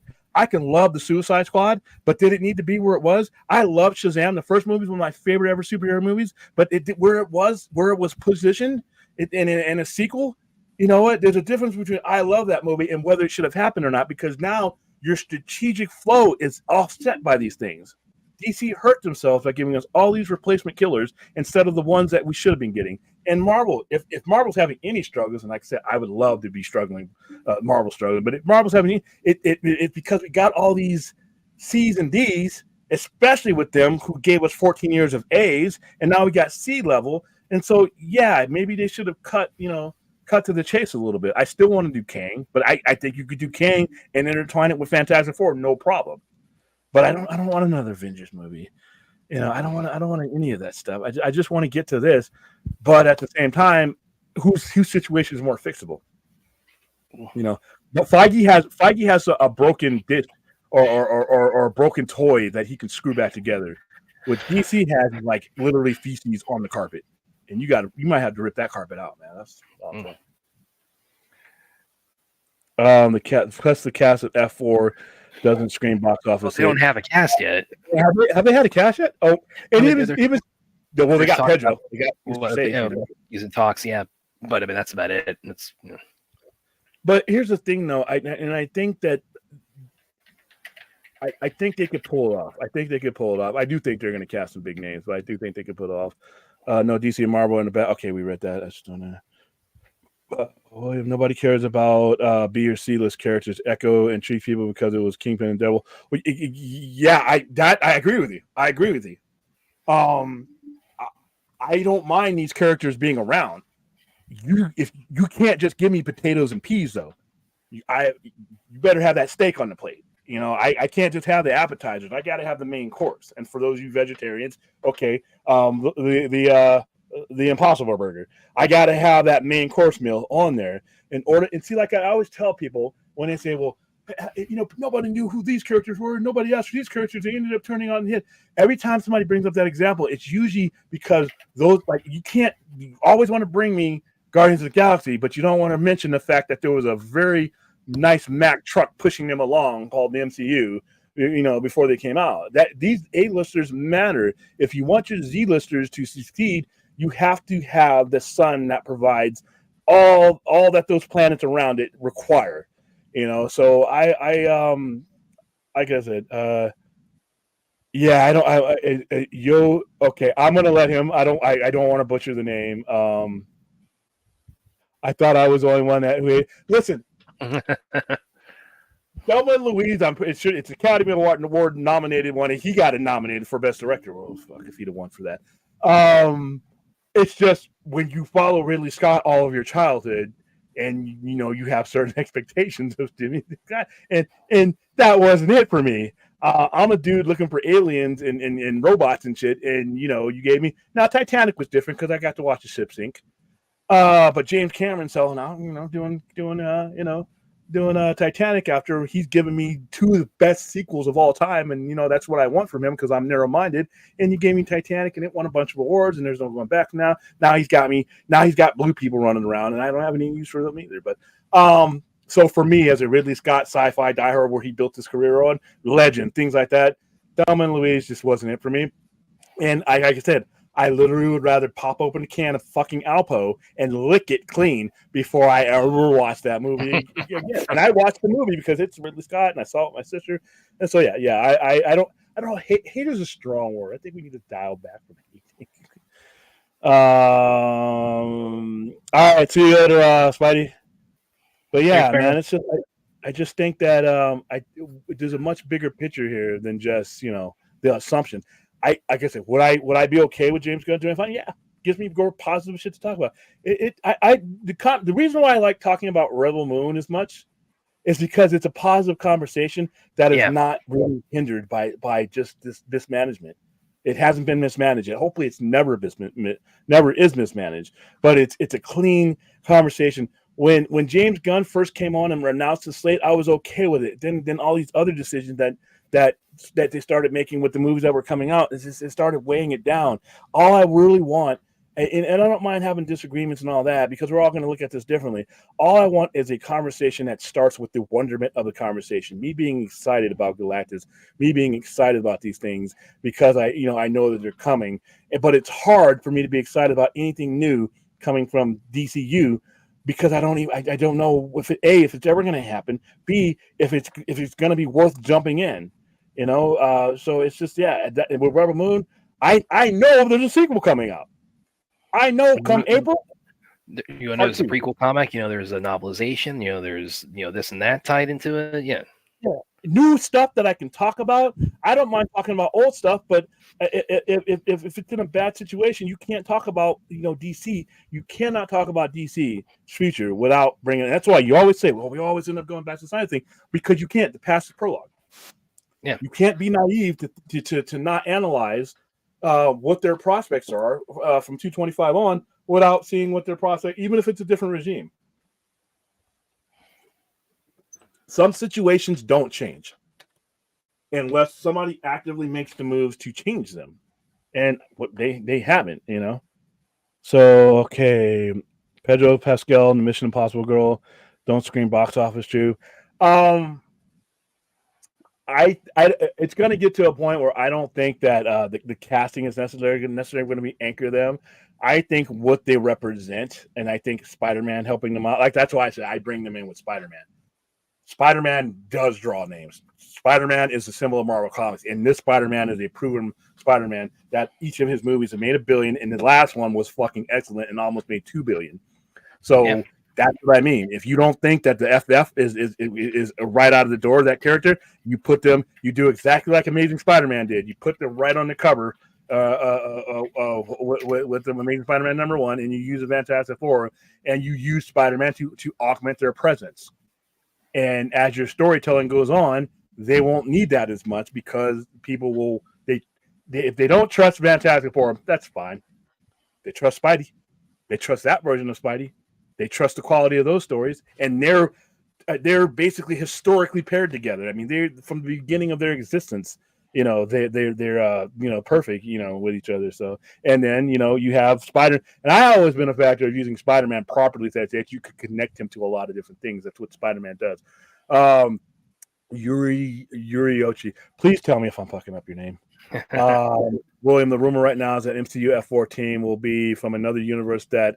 That's what I was saying. That's what I'm saying. This is how I should do it. And they're the only heroes will go to the so it can work. Yeah, and that's what I think they should have done. Like I said, you had all those little things open up. Remember in No Way Home and all those silhouettes. And like I said, post-credit scene, baby. That little Venom thing that was cool for later on. Post-credit scene.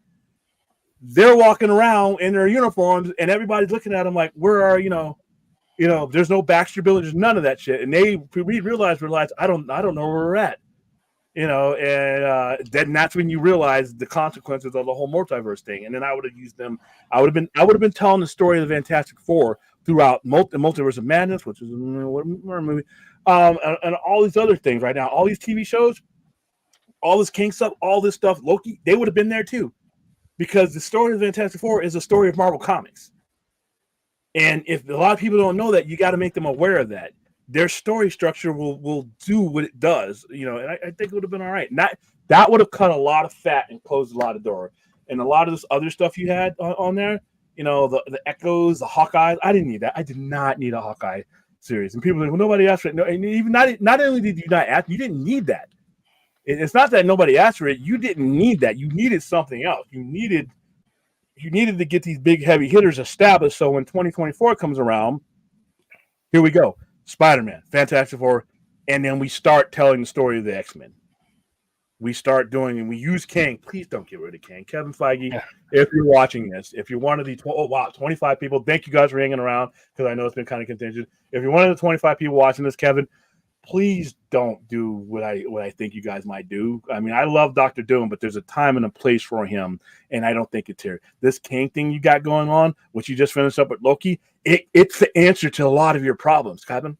I know I'm a new YouTube nobody, but I think that whenever you've crafted a story with these realities and the time thing that you can do, and you got a Madam Web over here, you literally have the tools to speed this up and make it what you want. But that's just me.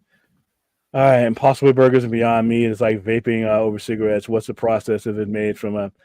Yeah, that's a conversation for a different day. I was just trying to give people options other than meat, because I know there's vegetarians watching my show. So, Yurichi, people want the Avengers X-Men FF, of course, so it's going to happen.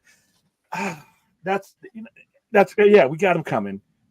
I think the focus should be on something new.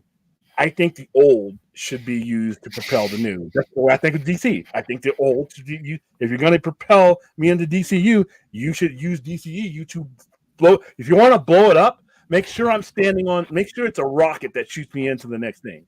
I've had enough Avengers. I think that people want Avengers in large case because that's all they've been given too. They've never been given anything, for the most part. They've never been given another super group.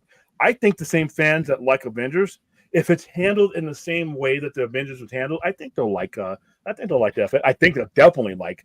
But even if this is true, so say we get Avengers, X-Men, and F4 together, right? X-Men and F4 need to be the majority of it. They need to be the Avengers part needs to be handing things off to the Avengers and F4 part. The Avengers can be, or Fantastic Four and X-Men part. The Avengers can be there, but they need to be in the backdrop because we've had 14 years of them. And that's where I think that exhaustion, people think that's what the fatigue is. How many Avengers stories are we going to tell? What's the new Fantastic Four? Spider-Man is a suit of Batman. Not necessarily. More so with Peter Parker than with the Miles Morales. But Spider-Man is a everyman concept. He is an every kid concept. That's why Spider-Man, especially younger Spider-Man, relates to somebody because even if they can't swing across towers and shit, they still have all the problems that Spider-Man had. Every kid had. Now Batman, not everybody had their parents killed in the alley. Not everybody was a billionaire. People who lost things, people who lost family members for whatever reason, especially if they can relate to Batman, but more people can relate, more kids, and that's why Stanley put a mask on him and he covered his body from head to toe, even though you knew it was Peter Parker. He wanted you to imagine yourself in that costume. So I agree and sort of agree. Okay, so her name is pronounced iPhone or soy phone. He has another comment. Soy phone. Okay. So you're Yorichi Siphon. Yorichi Siphon. Okay, so I'm gonna say Yorichi, and Yorichi, if I'm wrong, you let me know. Or say phone, yeah, there you go. Okay, yeah. Thank you guys for helping me. I want to hear. But yeah, I think the state of things are everything is fixable. And I would love to say that Superman Legacy is gonna be the greatest thing ever, but I don't know. You give me Denny Villeneuve. I don't know. I expect a good Denny Villeneuve movie to be great, but my favorite director of all time gave me Roman Reigns. Everybody has a bad day at the office, and not only that, circumstances. Circumstances. Now I'm glad he's under his own studio. That's something that the previous guys, even whether you liked him or not, did not have. And and then he had AT&T involved. But like I said, I think. With judging the state of the company and the brand right now, you can't automatically assume that Superman Legacy is going to do anything. I think that's just wishful thinking. You can hope, you can root, no problem. But I just don't have the data. I damn sure don't have the current atmosphere to help me, make that decision. And I'm not going to use Marvel stuff because right now Marvel can't even use Marvel stuff to gauge themselves on. So there you go. Fourth, I hope you're not trolling me because I'm clicking. Remember, Kit, when Feige said we won't be alive to see the end of the Marvel story, I laughed at the time. And now the moral is I don't think you milk your product.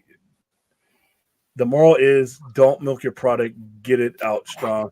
That I can go on board with that too. But I think there's different ways to approach that too.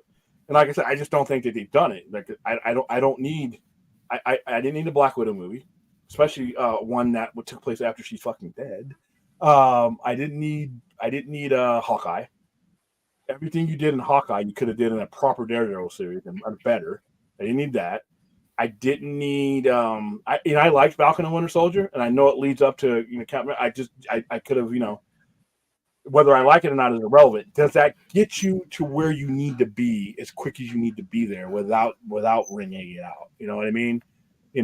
Then get to the meat and potatoes, and then you can start, with the pie and the asparagus and everything else. You know what I mean? Get to the point to point. Get to your point quicker, and then you can start having these side things, and those side things work better because they're being augmented by the big things. DC never fucking figured that out. Black Star offer. What would a Dune movie or TV show look like if Ridley Scott did it in this day and age? I think okay. And here's something that I loved and got canceled. I think it would look a lot like Raised by Wolves, and that was a project he did. I love that show, but I understood when they canceled Raised by Wolves when they ended it. I hated that decision, but I understood because I knew how immensely expensive it was. So I think you look at Raised by Wolves, it would have the same tone and tenor in this day and age. That's probably your best example. I'll just wait for the trailer to Superman. Yeah, I'm gonna wait for the trailers. I'm gonna wait for stills. I'm gonna wait for the real premise. I know there's been leaks. I'm gonna wait for a lot of these things. And like I said, the one thing I will not do is I will not dig my heels in and say just because I said on November 20th, 2023 that how I felt about something. As I get new information, as I get new visuals, as I get new updates in the circumstances, and as the circumstances improve, I reserve the right to change my mind about how I think it will do. Right now, I think it's got a steep uphill battle. I'm not giving them 0 chances. I've always said 40% chance. 40% chance is not bad, by the way. Because a couple of things break your way, that 20% switches real quick. So, but a trailer would help. A teaser would help. Information. I mean, casting's not for me. Casting's not going to do it, because it doesn't. I trust you as far as casting. I trust the filmmakers and the producers when it comes to casting. I don't care who you cast, because I believe that if you're a producer and you're a director and you have a casting person like that, then whoever you fit is going to fit what you're doing. I got out of that business when it came with Lisa Hedger. I laughed. I broke back Joker. I did all the stuff that everybody else did. And when I saw that first, saw that first trailer for The Dark Knight, I was sold. And I hadn't even seen him yet. I heard his voice in that conversation he was having, and that was like, wow. I'll do Superman Legacy. I hope it is good too. I like I said, superhero wise, James Gunn hasn't disappointed me. But he's always been in better situations than what he's in now. And I think there's just a lot more dead weight that not only him, but David Zaslav, DeLuca, and Saffron, they got to get themselves in a situation to where when we bring up DC, we are so, zeroed in on we don't have this other stuff in the periphery. And I don't think you're ever going to get a fair shot at DCU without cleaning up the stuff in the periphery. And people say, well, you don't have to do that. Okay, show me that you have it. All I see is the wreckage of them not doing it. So there you go. Yeah. And actually, William, on that note, I do need to go ahead and jump off in a second here because we're pretty late. Yeah, we've been going. Oh my God, 2 hours and 40 minutes. All right. So real quick, we're gonna write. This will be the last question. Oh my goodness, I didn't realize we were going this long. WB is doing a lot of promoting for Superman Legacy when it won't come out until late 2025. Right, for lucky. Yeah, and like I said, they don't just need to promote Superman Legacy. They need to get you primed to look at DC in a whole new positive way again. All of DC, every level of DC. By the time the first trailer for Superman Legacy even hits the screen, you got to be feeling in such a way that you're willing to give it a benefit of the doubt. You're willing to let it in, because if your mind is still closed to it, and a lot of people have a lot of good reasons, their reasons for it. If your mind is still closed to the prospect of anything coming out of this, then it's just going to be like a fly hitting a wall. So it's their job, and it's incumbent on them to start right now, today, 11/20/2023, and get us excited about everything DC, so that we're so excited that you could feed us anything you want to, and we're going to eat it because we trust you. We trust you, and we're excited about you. Those are the two things DC needs to do. So, all right, Brad, where can they find you? Yeah, you guys can find me on Twitter, Vero. Here, there on Facebook. You can find my writing on Kung Fu Kingdom and on Screen Rant. You can find me here on the Epicenter. All right, usually the Sunday overnighter, it's not even overnight. The Sunday night live stream does not last this long. But thank you guys. You guys stayed in good number with us. So apparently we're not too much of a bore. But thank you guys for being here, for being the best part. Even if we didn't 100% disagree with you guys, nothing I said was against any particular person. I'm going. I'm aiming right at the topic so that I can best give you my point of view. So don't think that if you got in here and we disagree that you're not welcome here. It's just a conversation that we're having. All right. So, that's a long one. We almost made it to Thanksgiving with this stream. But Thanksgiving, be thankful that we're alive. How about I just put it this simple? everybody right now, whatever you're going through, and this is something I needed to do. I needed to do to appreciate the moments that we're in. Stop and look around and realize the miracle of the moment that you were in. I move at 1,000 miles per hour, and I have to be told and reminded to stop and look at what you've built. Look at this place you've built. Look at these people you're sending to these places, to these movies. Look at these things that you're doing. Look at the influence that you're doing. And look at what you've built. But we're moving so fast, we don't see it. We never slow down to see the gardens that we planted and the things that we built. And that can lead to you not thinking that you're not worth what you're worth, whether it's to other people or yourself. So stop. Slow down, take a look at the scenery, and appreciate the moment that you're in. And tell yourself, I want more of these moments. You don't want to end things. And if that doesn't work for you, 988 Suicide and Crisis Lifeline, 24/7, call, text, chat. It's the holidays. Here's your tool. If I can give you anything, it's a tool to make things better. This is it. All right, guys. That's it. Wow, this is a long one, but hey, I'm going to go to bed. My food is going to have to be warmed up again. I blame Droga and I blame Brad for this 3 hours. Kidding. All right, guys. See you guys later. Later, guys.